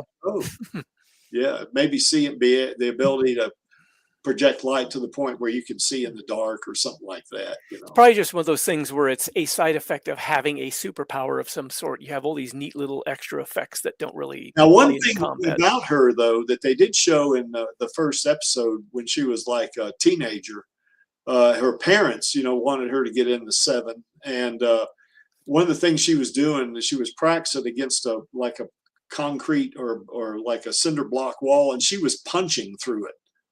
You know, okay, so she's got some superhuman strength then. So she has some power that way too. You know, I don't think that's her go-to, but she, like when she fought the Deep, and of course there was like 2 or 3 of them, and they were fighting against the Deep and Black Noir, and then Billy Butcher was in there, and the black guy that's Butcher's friend, I can't remember his name. And I only remember his nickname, Mother's Milk. Yeah, Mother's Milk. That's right. And I guess A-Train even showed up at one point, and you know, she kicked the shit out of the Deep, and she didn't. Well, if she can punch through, either. yeah, if she can punch through a cinder block wall, then I think that's a level of strength even the Deep doesn't possess. So yeah, he's not going to be able to stand up against her. Yeah. Now, I would say one thing about Starlight too, not like the others. Some of the others, and Queen Maeve as well. I don't think, you know, they would be more on Alita's side, you know, than they would be against Alita. You know, I think if they started fighting and maybe Alita didn't take them out immediately or something like that, maybe they would come to the realization, hey, we're really similar. You know, we're really got the same values or something like that, and they probably wouldn't fight. You know, but you know, if Alita just appeared in their universe and they perceived her as a threat, then they probably would fight her, you know. Now, in terms of how she would stack up against Alita, based on what I saw, her abilities to, you know, punch through that wall and stuff like that, I think she would have and the fact she knocked Soldier Boy on his ass, you know, she would have about the same probability as beating Alita in a berserker body as Queen Maeve. Although I guess in the case where you gave her a Queen Maeve of 65%, I don't think this 85% is too far off, you know. As a matter of fact, it might even be greater. You know, the only thing that Starlight could do against Alita that might delay things is her ability to project light like she does. You know, she might. Well, you've mentioned that Starlight had electricity absorption. Yeah. Which wasn't something I was aware of. That might help her mitigate some of that plasma damage. Might, you know, but I think just the fact that the power of the plasma itself would be beyond the threshold of what she could contain. I think, I don't know, you know, I guess like I said, they don't really go into her powers much. She doesn't really get to do don't. much power wise in the show. Yeah, they don't really, you don't get a good sense except in a couple of places, you know, where she was punching through that cinder block wall. She kicked the Deep's ass with not too much trouble. You know, I mean, I think going physical capabilities as well as her energy projection, probably 85% chance of beating Alita is probably okay. Yeah, I guess. I mean, I don't know as much about Starlight as I do the others. Yeah, I don't. They didn't showcase her abilities that much in the show that I ever saw. See, I like with Queen Maeve, where you said that she had a 65, Alita had a 65% chance. That would give Queen Maeve a 35% chance of beating Alita. I don't see Starlight having a 35% chance of beating Alita in the Berserker body. You know, Yeah, I just don't see it. You know, so yeah, I agree with you on that. Now, in terms of Imaginos body, same thing. yeah. You know, Walking flashbang grenade versus walking nuclear arsenal. Walking nuclear arsenal gets it. Yeah, it's not going to be much. Now, I think she would have a greater chance, maybe in a decimal point or two, than the Deep, let's say. You know, but yeah, she's not going to have a realistic chance. You know, and if in all practical sense, this is going to be 100%, not 99, greater than 99. You know. But yeah, you know, who knows how things can turn out sometimes. You know, you can kind of project who you think the strongest and better fighter is, and then every now and then. Well, I think Alita's probably going to be a better fighter physically than any. Yes. I mean, she's got more training in that regard, and she's got more what's the word? Experience. Yeah. In that regard. I mean, she actually fought in a war. I think she and Soldier Boy might be matched on, you know, battlefield experience. Yeah. But I think her skills in fighting are probably even greater than his. Yeah. Well, like I say, Starlight knocked Soldier Boy on his ass. I mean, I mean, with the not by punching him. I mean, if she punched Soldier Boy, it wouldn't have much effect on him, you know. But her power actually knocked him her, down. yeah, her power itself, her ability to do the light. Well, that says something then, yeah. Yeah. Yeah. Yeah. You'd have to see that. It was awesome.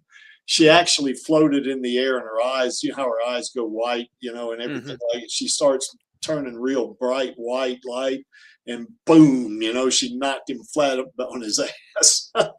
And Soldier Boy, I think that's another drawback she's got, is her power seems to require a bit of a warm-up time. Yeah, to generate a destructive energy pulse. That's what happened when she fought Soldier Boy. She had about 3 or 4 seconds. Soldier Boy was approaching her to attack her, and then she she didn't explode, but the light exploded out of her and knocked him on his ass, you know. So it was more than just a blind. Yeah, if it takes her about 3 seconds or so to charge up, Alita's going to get several hits in it before that 3 seconds is up. And like I say, she's even though she's also a metahuman, she in that regard, she's still human. Yeah. You know, so she can be injured, you know, and Alita could cut her in half, you know. And she doesn't have healing abilities, you know, like now she's tough, you know, she can take a punch, but yeah, you know, you cut her in half, she's done. You cut her arm off, she's not going to fight, you know. I mean, you know, but here with her and Queen Maeve, I think they would probably, if they did figure out Alita's really got a good heart like us, then yeah, they're not going to fight. They're going to become. They might try to de-escalate. Yeah. Yeah, they try to be. Yeah, but now in the case where they don't know who Alita is and they perceive her as a threat, then that's another story. You know. Yeah. Okay. Well, now we got A-Train. Now A-Train, this is a big deal here. A-Train, he's pretty badass. You know. He's missing about 5 Machs worth of speed there. Yes, If yeah. he wants to match up against Yeah, Alita in the Berserker body. Now he does have superhuman strength, so he's pretty badass himself, you know. And his being able to run faster than the speed of sound, of course, you know, he's got to have his perception's got to be in such a way that he can avoid things. So he's now, got superhuman perception and all that. Yeah. Well, here's the thing: there's a scene in the first episode where Huey and his girlfriend, then I can't remember what her name was, they were standing on the sidewalk. I remember that, yeah. And A-Train was running from point A to point B to fight a villain or whatever he's doing. and he ran through her, and she exploded. You know, I mean, you know, and he was, you know, he said, I'm sorry, but he ran off. You know, but you know, he's fast. You know, sometimes he can't dodge things. Yeah. Actually, wasn't that due to some sort of drug use problem he had? Well, he does have a problem with that. Let me get to that. Now, superhuman strength, there's one scene in there where he's actually pulling a locomotive that's hooked up to several box cars and stuff, and he's pulling it. So he's got awesome strength, you know, for sure. And he is very durable, you know. Now, I wouldn't say he's nigh and invulnerable like Queen Maeve, but he's pretty fucking tough, you know. And he does have a healing factor. You know, so his metabolism allows him to heal fast, you know. Now, here's his downside. Compound V has the effect on him that when he runs at this speed, he requires a lot of energy, and it puts a tremendous strain on his heart. And he actually has a heart attack in the movie, you know. Now, what they did, the TV show? Yeah, rather in the TV show, yeah. Because he had fought this villain, and he ended up killing the villain by just grabbing onto his leg and just dragging him on the ground as he was running at Mach 1.3. And of course, the guy was a mess, you know, being dragged over pavement. Yeah, that'll leave a smear. Yeah, yeah, that left a mark. But anyway, he had a heart attack, but he didn't die. You know, they ended up, the guy that the villain, they basically, you know, gave him a heart transplant. You know, with the villain's heart, you know. So what is this? Well, that's true, bad man, but he also pulled the locomotive itself and several box cars and tanker cars and stuff like that. So wow, only 40 pounds of force. I'm gonna have I assume that's probably an empty box car with you know, no brakes or anything, on level ground. Shit, I can pull more than 40 pounds. Holy moly. Yeah. That's the thing, though. Once you get a heavy object like that moving, getting it to stop might take a little bit more effort. Well, I remember once, not to brag, but I competed in a small strongman event, and I actually pulled a car, you know, from point A to point B. I came in third place or something like that. And of course, for a power lifter, it doesn't do that kind of thing. That was kind of neat. But a car is not a box car, obviously. But I can pull more than 40 pounds. I mean, holy moly. But yeah, he pulled the locomotive along with it and several cars behind it, you know. So that does take a lot of strength. Yeah, he's pretty damn powerful, you know, and he's a good fighter too. You can't hit him, at least average people, because there was that scene where he showed up when I guess Starlight and Billy Butcher and Mother's Milk was fighting Black Noir and Deep in the Deep. He shows up and I guess the Deep tries to hit him, and of course he's so fast he just punches at him. He's out of the way, you know. He's just too fast, you know. Yeah. And bye, Smendrick. Oh, Smendrick, all right, man. We'll catch you later. But anyway, he's a formidable opponent. You know, I would say he might be even the third, maybe the fourth strongest person in that universe, perhaps. You know, I don't know. He's in a lot of ways, he's kind of like the Flash or say Quicksilver. You know, so well, that's what I was saying. I mean, he definitely seemed to have above human level strength and toughness. Yeah. And I'm not surprised the regenerating healing factor. That's something a lot of speedsters tend to have. Yeah.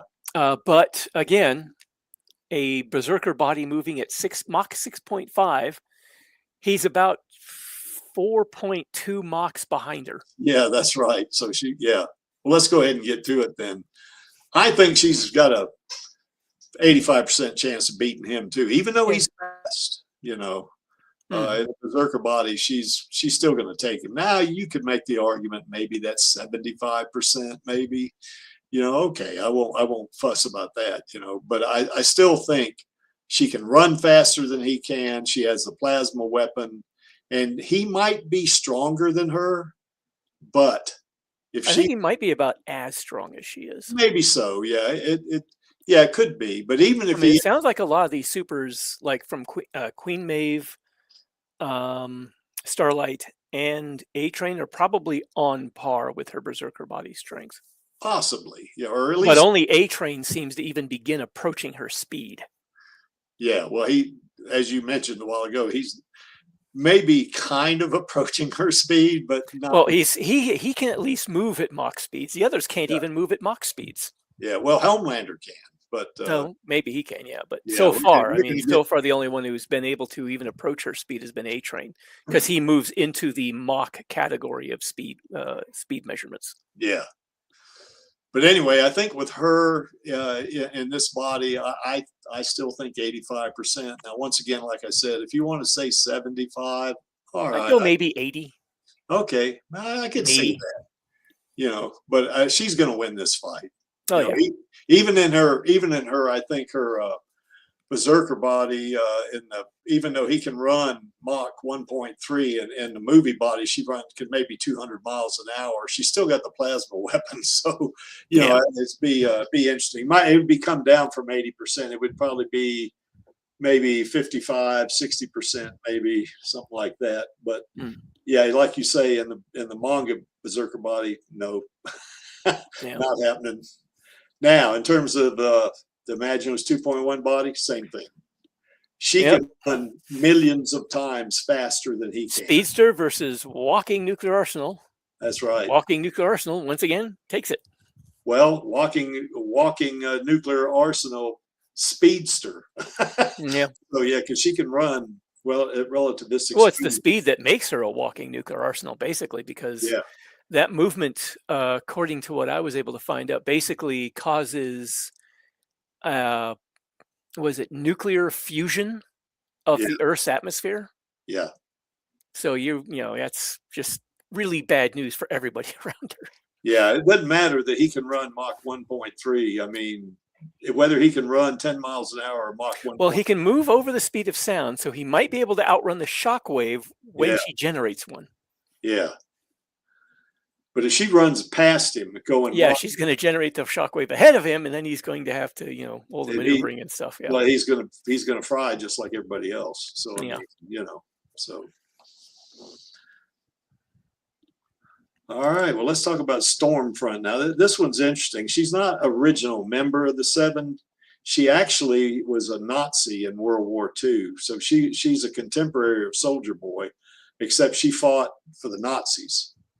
Now she has plasma manipulation like Alita does, you know, and she can fly. Does have superhuman strength. She is pretty durable. Now she's not nigh invulnerable, but she, like Queen Maeve, but she's really damn durable, kind of like A-Train, you know, or Starlight. Well, maybe not Starlight, but she is very old, you know. It says immortality there. I think you could make the case, maybe potentially immortal, possibly, certainly long-lived. Yes, she is she's like over 100 years old, I think, something like that. Because, like, say, she actually married the founder of Vought. You know, so I mean, she, you know, back in World War II, Vought was he was a Nazi scientist, and then in 1944, when he figured the Nazis were going to lose, he jumped ship and joined the Allies, which was a smart move on his part. Now, immortality, you could make the case she's biologically immortal, but she's not immortal like, say, Superman. You know, she's not quite that level. But because there's one scene where Homelander's son just fries her ass. You know, I remember that. Yeah. Yeah, and she doesn't really recuperate from it, and she ends up committing suicide because she can't. I mean, she does have, like say, regenerative healing, but his power was so great that, you know, it overcame that. You know, I mean, it just, you know. Now you see pseudo telekinesis. What that is basically is the fact that since she can manipulate plasma or, you know, kind of use electricity like that, she can move objects. Now she doesn't have telekinesis like, say, say, what's the name of the woman in the MCU? You know, Phoenix, Jean Grey. She doesn't have that kind of telekinesis. Her telekinesis is more like closer to, say, Magneto. So she basically moves things through magnetic fields. Sort of, except she has to use her, you know, kind of her manipulation of electricity, I guess, to do it. You know, she can control, I guess, the amount of power she puts in the electricity to move it somehow. So, you know, whereas Magneto uses magnetism to do metal, you know, and I don't know if hers is limited to metal either, because they don't go into that in the series. But, you know, she can move objects. So she's pretty damn potent. As a matter of fact, she's on par with Queen Maeve, I think, in terms of overall ability. Now, here's how this works out. I think that Alita, now it depends on the body, of course, and since we're using a combination of it, it's kind of like an average, but I think Alita's going to win this fight, but it's going to be tougher, you know? Yeah. So I'd say 60%. Now, if she's in her manga body, it's going to be the same thing. You know, that's going to go up to like 90 or something like that. But since we're considering a combination of the bodies, you know, 60%. So greater than, she has a greater than half ability of beating her. But in the, you know, in the Imaginos 2.1 body, I say greater than 95%, although I'd say greater than 99%. Yeah, that's kind of what I was thinking. But I mean, once again, you've got nuclear detonations when she moves. Yeah.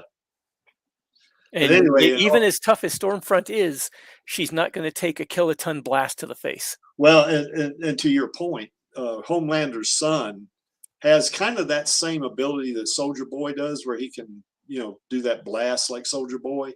Really? I thought he used his laser vision on her with the. Oh, was it? Yeah, it could have been. Yeah, it could have been the laser vision. Yeah, you're right. The heat vision, and it fried her ass. I mean, and she didn't recover from it either. She was in the hospital, you know, in the ICU for a long time, you know. Yeah. So he really messed her up big time, you know. So I think in the case of Alita being able to run, you know, relativistic speeds, she's going to vaporize Stormfront.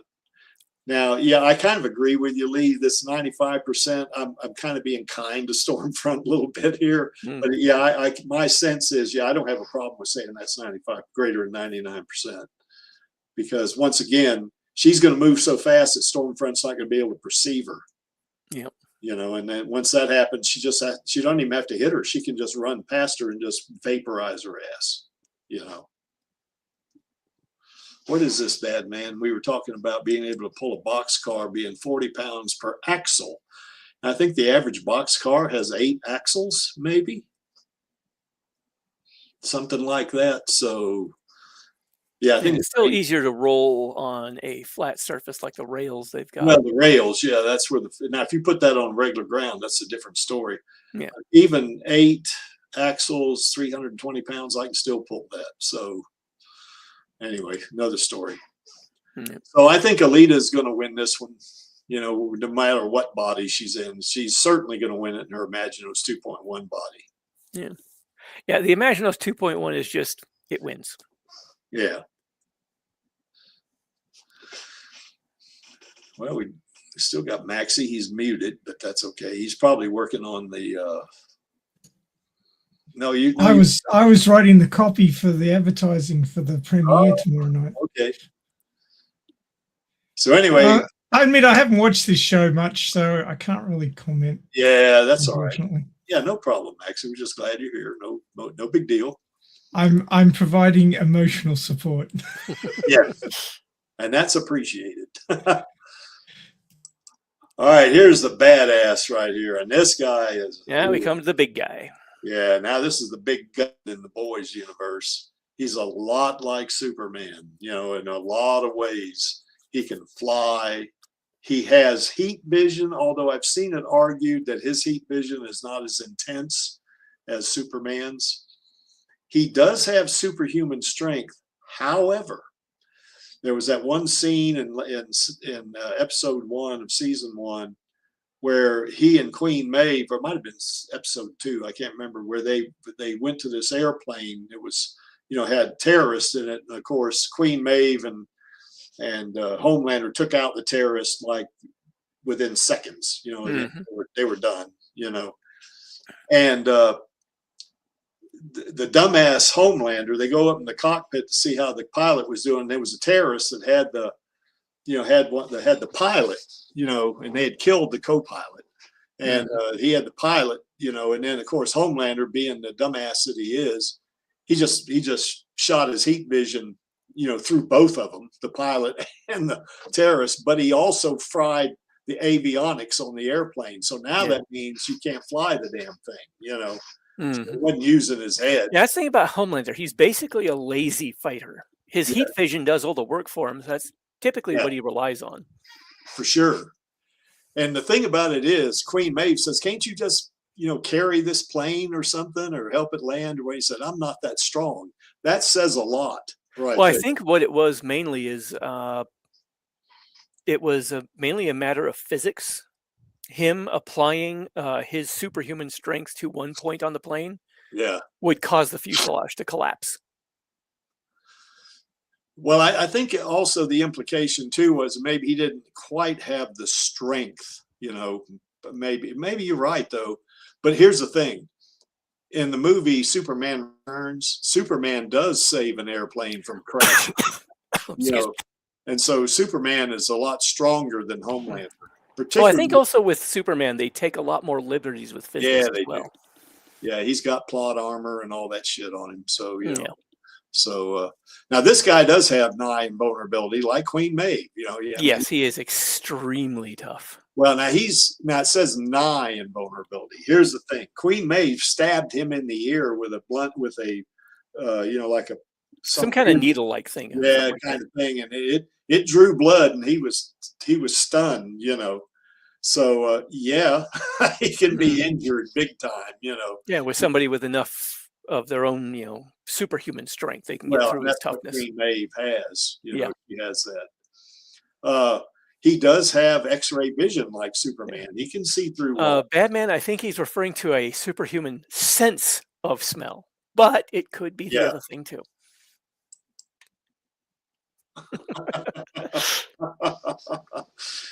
Yeah, he does stink, in my opinion, but not the way we think, But he does have, he has hearing kind of like Superman. He can smell like maybe.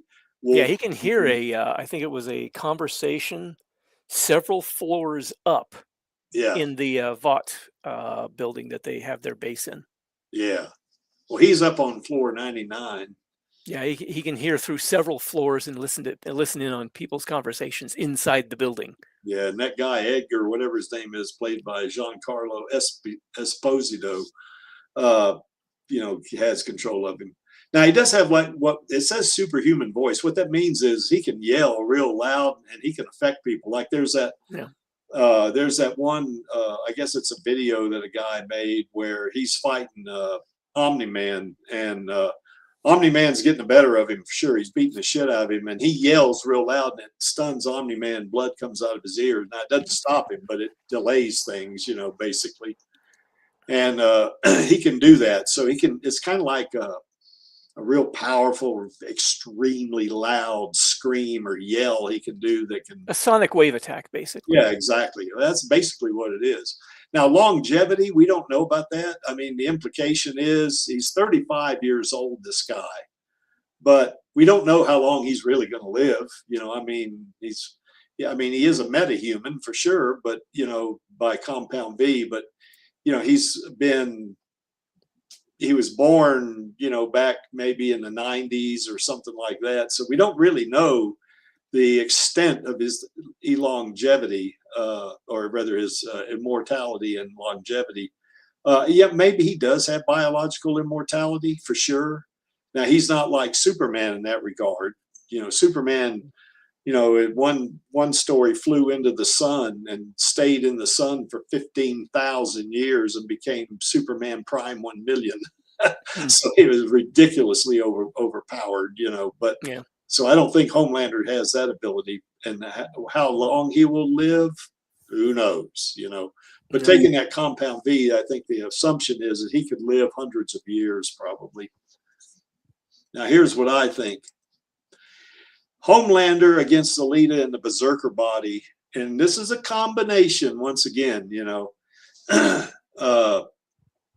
40%, you know, that Alita is going to win. Now, if you just strictly took the manga Imaginos body, that number goes up because he won't be able to land a hit on her, at least not easily anyway.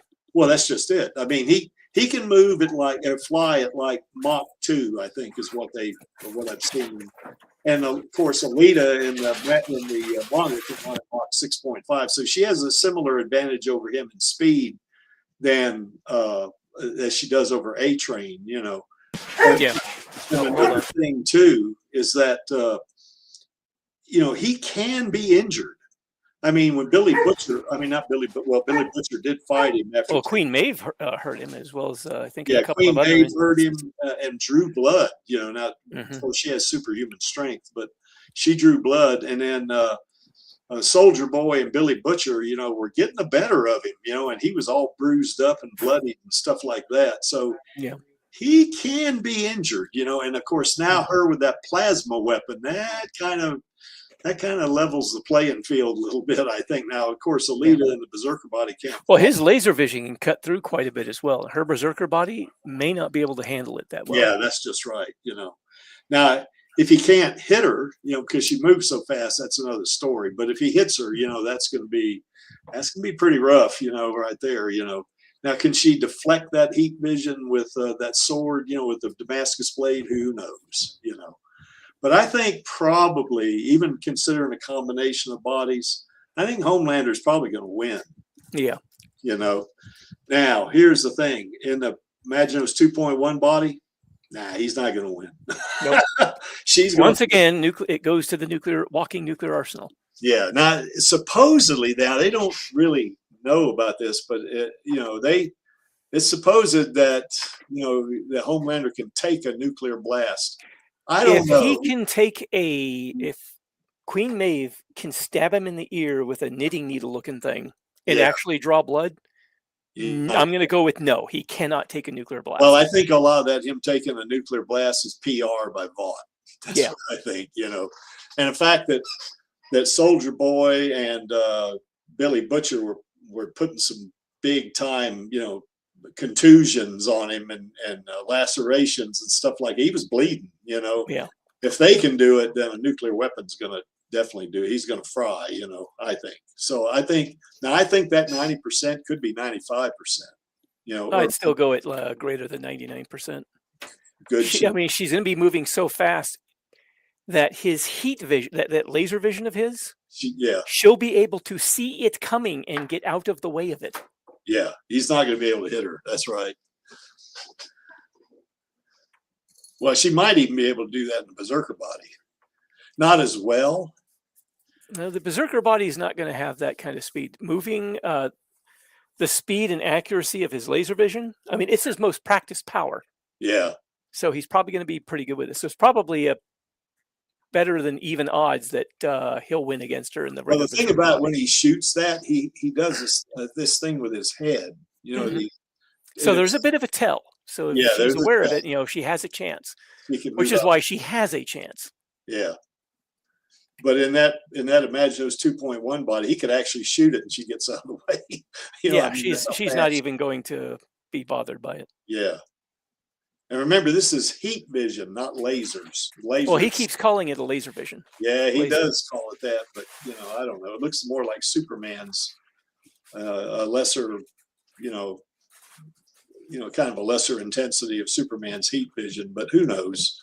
But I still think, you know, she could get out of the way easily. He's not going to be able to hit her in the Well, even if it did hit her in her Imaginos body, she's capable of taking tremendous amounts of damage. Oh, yeah. Yeah. So, yeah, I think. And that's assuming you can, because her speed means it's going to be a tough fight just to land a hit on her. Yeah. And if you do, she's tough enough to take it. Yeah. So, that's the thing. You know, our girls also. Maybe he gets a lucky hit, cuts her arm off. She grabs it and uses it to cave his skull in. Yeah, exactly. Kind of like she does with a lot of people she fights. She allows them to cut her arm off and uses it against them. Mm-hmm. Yeah, I think Bad Man's right on this. Heat vision is basically just laser vision. I mean, it's basically a beam of energy that is generating a great amount of heat. Yeah, and the infrared spectrum, yeah, for sure. Yeah, that's what lasers do. They impact the beam impacts an object and basically generates a lot of heat at the point of impact. Do mirrors work against a Homelander? I'm not sure about that, because not only is it just lasers, it's extremely hot. So I mean, yeah, it's. I think if you've got something made of a super tough material, it might be able to withstand some of it. Yeah, but a regular mirror, I don't think is going to. No, not a regular mirror. No. I think a regular mirror, he'll just burn a hole right through it. Yeah. And that laser heat vision that he has, that's his go-to weapon. He uses that like you were saying, Lee. He's lazy. He's not gonna. Mm-hmm. He just kind of uses it right at the beginning. Now the thing of it is, one of the things about him is mentally he's very, very fragile. Yeah. And if he fires that heat vision or laser vision at Alita and Imaginos 2.1 body and he's not connecting, he's going to get frustrated and he's going to get mad. And he's going to start making more mistakes. Yeah. He's going to make mistakes. He's going to be kind of overextend himself. And then, of course, all she's got to do is run past him. He's done. He's cooked, Now, I think she would probably have to run faster than 1% of the speed of light to fry him. So maybe 10 times, maybe 10% of the speed of light, then she gets him, or something like that. But nevertheless, well within her capability, Yeah. So, yeah, I know a lot of people out there that are boys fans. Oh, Alita, you think Alita could beat Homelander? Yeah. In the Imaginos 2.1 body, she beats so many things. Yeah, she's way OP. Much more than Homelander. I have to admit, it's actually why the Imaginos body is one of my least favorite bodies. Simply because it is just so freaking overpowered. It's like mythically overpowered. Yeah. And that's one of the reasons I like it. Yeah. So anyway, what does that mean now? Of course, here's kind of the way Alita compares to the boys' Supes. And remember what we were saying about in the Berserker body, that Alita could beat Thanos 33% of the time. That kind of frames some things, because Thanos, that 85% on Queen Maeve got kicked over for some reason. I don't know maybe that was an upload thing. Anyway, I see Thanos could take any of these people, any of them, without, much trouble. And so the fact that Alita can hang in there with Thanos says a lot. That's why I think these percentages would maybe, like Lee says, maybe Queen Maeve might be a little lower than 85%. And A-Train may be a little lower than 85, maybe 80% or 75, maybe. But if Alita in her Berserker body, she is going to be one of the most powerful individuals in the boys, universe. Not quite as powerful as Homelander, but powerful enough to where he's got to contend with her, because being able to beat somebody 40% of the time, that's 4 times out of 10. That's significant, But there's also 6 times out of 10 that you end up losing. That's right. But that's close to 50-50. So, he can't just get too lazy. Certainly he's going to use heat vision first opportunity. So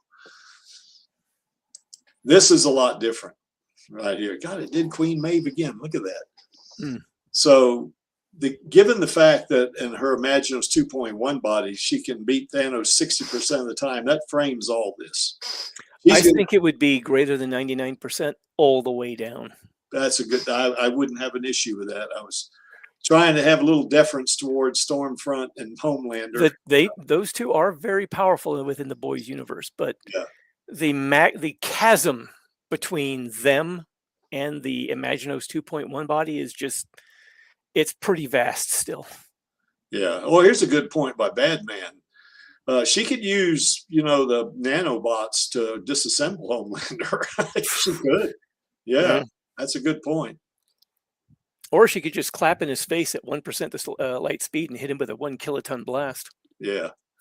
Or hit him with a close to infinite mass punch, you know, like they talk about in the DC universe, especially with Flash. You know, he can run faster than the speed of light. So he hits you, you know, you're just gonna disintegrate, you know. And even Superman, he can move faster than the speed of light. Yeah, you're done. And now we think Alita, you know, like what we determined in that one stream we did, you know, 3 or 4 years ago, that she could run like 90 to 95% the speed of light.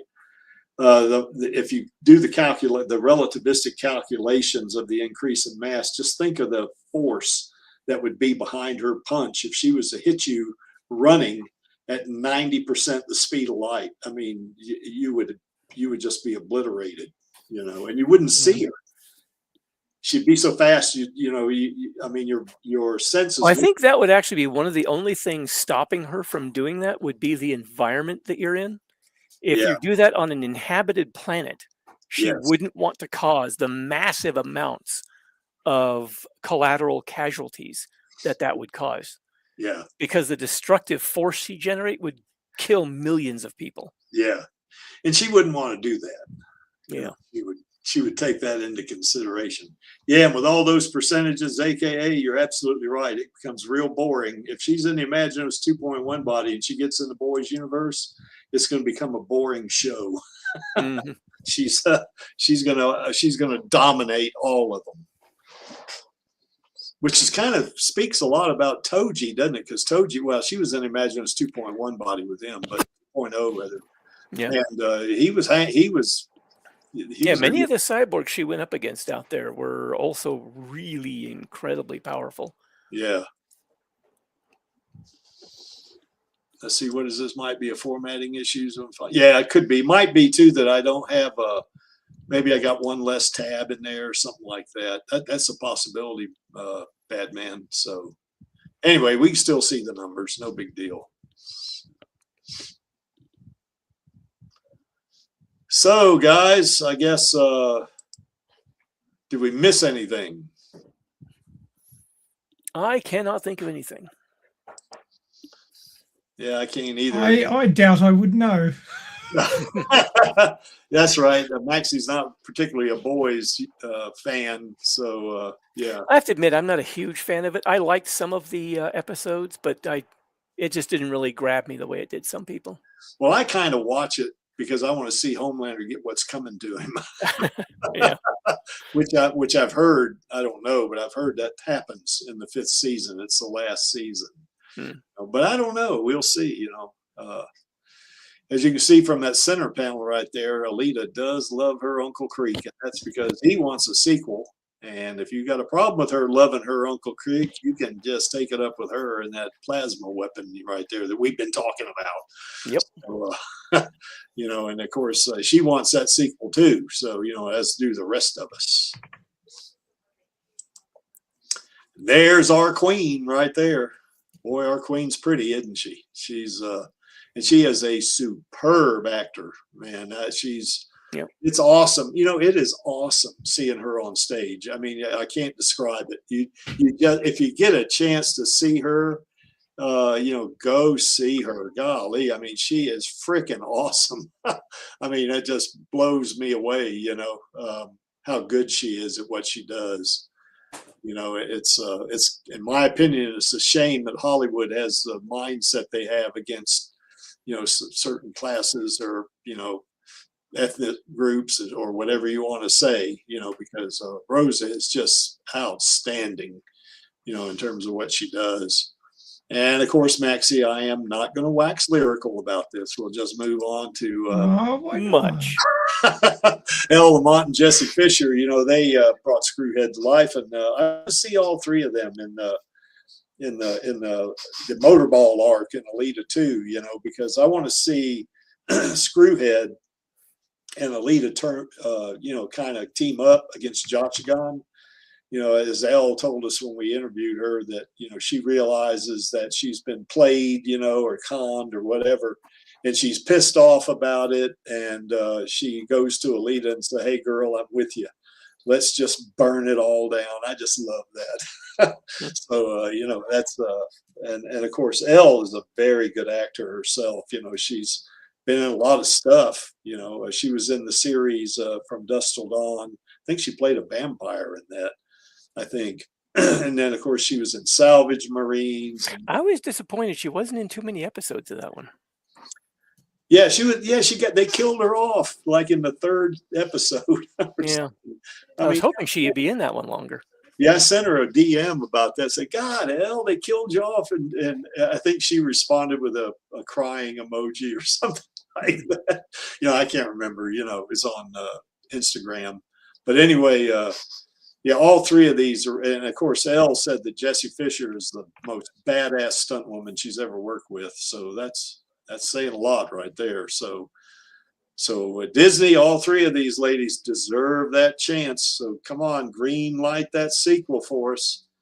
And you're right, AKA, we love all 3 of these ladies. You know, they're great. You know, and particularly, you know, in our minds in the Alita Army. And of course, for the Creek, you know, Rosa is #1 in his book in terms of being an actor. You know, she's just superb. You know. Moving on before Maxie gets on to me. Maxie, you want to talk about this one, our recording for tomorrow? Am I the Battle Angel police, am I, or something? Yeah, I think so. Yeah, well, Creaky's nicking off. He's going to be on the road during the time of the live stream tomorrow. So we had to record a premiere recorded episode this week. So lacking more material of my writing because I ran out, we decided to double dip and do another episode on the thing we never talk about. The manga. That's right. So it will be the manga. Last Order Volume 1, Phase 5, Notice Me, which is where the newly introduced AR6, 11 and 12 get a little bit busy. Yeah. And of course Nova comes back because he always comes back. He's like a bastard like that. He's the ultimate bad penny. Yep. Yeah, he's like a fly. He eats shit and bothers people. Oh, dude.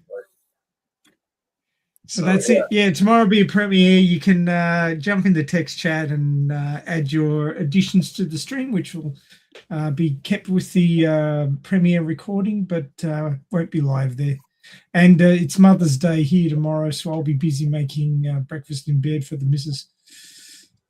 What a good man there, Maxie, covering all bases. Yeah, I got to try and remember how to do French toast again. I haven't done it for a while. You ever heard of egg in a hole? I have. Yes, or you can do it with bagels as well. You know, so like bagels like you don't have basket? to cut the hole. I'm sorry. Is there anything like eggs in a basket? No. Oh, okay. You take a piece of bread and you maybe take like glass or something and cut a little hole in it and break the egg open and put it in there and fry it. You know. Oh, that's how. That's what my girlfriend calls eggs in a basket. Huh. Okay. You can do a similar thing with bagels. You know, you put it in a pan and put the bagel in the pan, and then you break the egg and put it in there and fry it. You know. So yeah, we're going to see Zex tomorrow. You know, or you're going to see Zex tomorrow. I'm not. I saw him already because I was on the recording. I've read the manga, that thing we never talk about. So no idea what you're talking about. AKA says getting hungry now. So anyway, that's cool. So anyway, tune in for that one. I mean, you won't be able to. I won't be there to kind of put your your posts in the chat up there, but you will be able to communicate with other folks in the chat, as you watch the whole thing and the recording, and it'll almost feel like a live stream, except it won't be live. So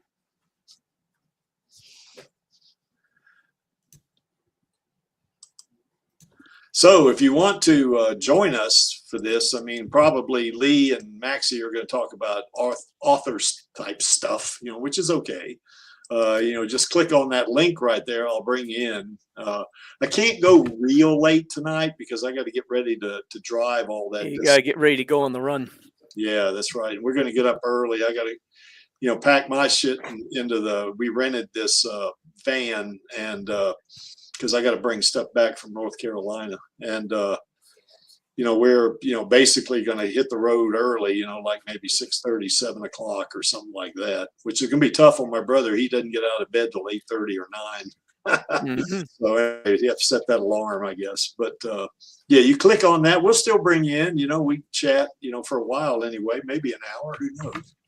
And, you know, you can talk to Lee or Maxie or I. We don't bite. This is not streamed. You know, this is strictly us. It's like a Zoom call. You know, we just get in here and you chat with us. You can use your PFP or avatar like we're doing. And, you know, that's that. You know, you can just basically, you know, just make it happen, as they would say, and chat with us. And you'll find out this is a good way, too, to start easing your way into live streaming. Even though we don't stream this, this is after the credits and all that stuff and the outro. But, you know, it kind of gives you a feel a little bit for being with us on the panel. And, you know, you'll have a lot of fun talking to us. We'll play videos. You know, we'll talk about various subjects. We'll show photos and stuff like that. So anyway, if you can, what'll happen is you click on that link. You'll go into backstage. I won't bring you into the stream till after I end the stream. And then you'll be into the instance with us, and that will be something that nobody on the internet can see, only us chickens here on the panel. So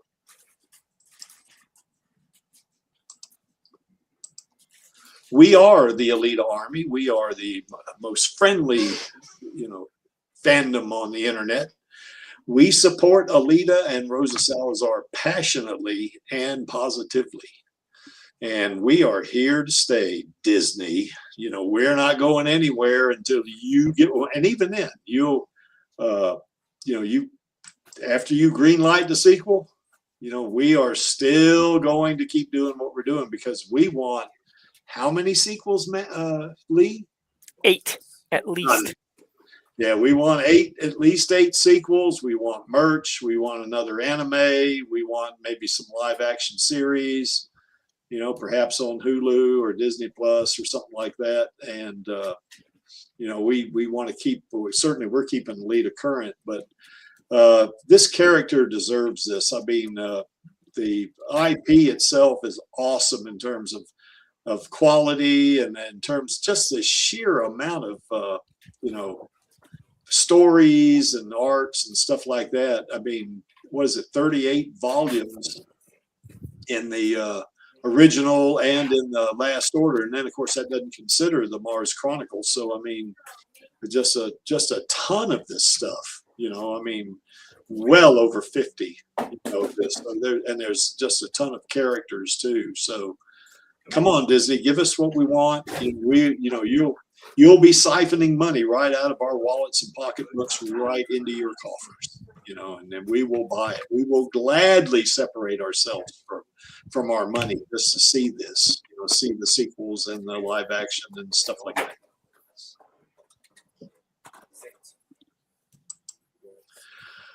Well, why is that image there? Well, that image is there because I like it, and I'm running the stream. And to paraphrase Gruishka, I'm only here for our girl and our queen and the Alita Army. And so that only leaves us with one thing left to do on my count of 3. And that would be the call to action. 1, 2, 3. Build those sequels, baby. So we will catch you next week on the Alita live stream. I will be streaming from North Carolina, and you know, and of course tomorrow on Radio Chaos we'll have the recording, so join us for that. You'll enjoy that episode. It's really fun, you know, seeing how Zex and Alita interact with each other is going to be kind of cool. So all right, guys, so we will catch you later. Yep. Take care, guys. See you next time. What's up, Alita Army? This is Hot Toys Alita, and I hope you enjoyed this week's Alita Livestream. Please join my Uncle Creek, Angelus, and our other guests for next week's show. Remember, I do not stand by in the presence of evil, and film those sequels, baby. See you next time.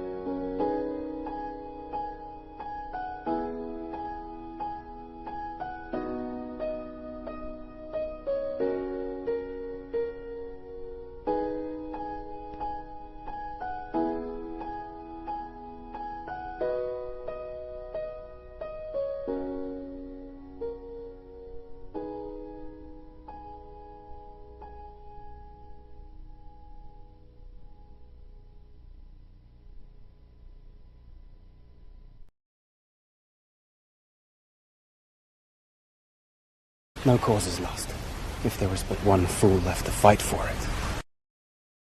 it. Yeah, Gary, that'd be nice.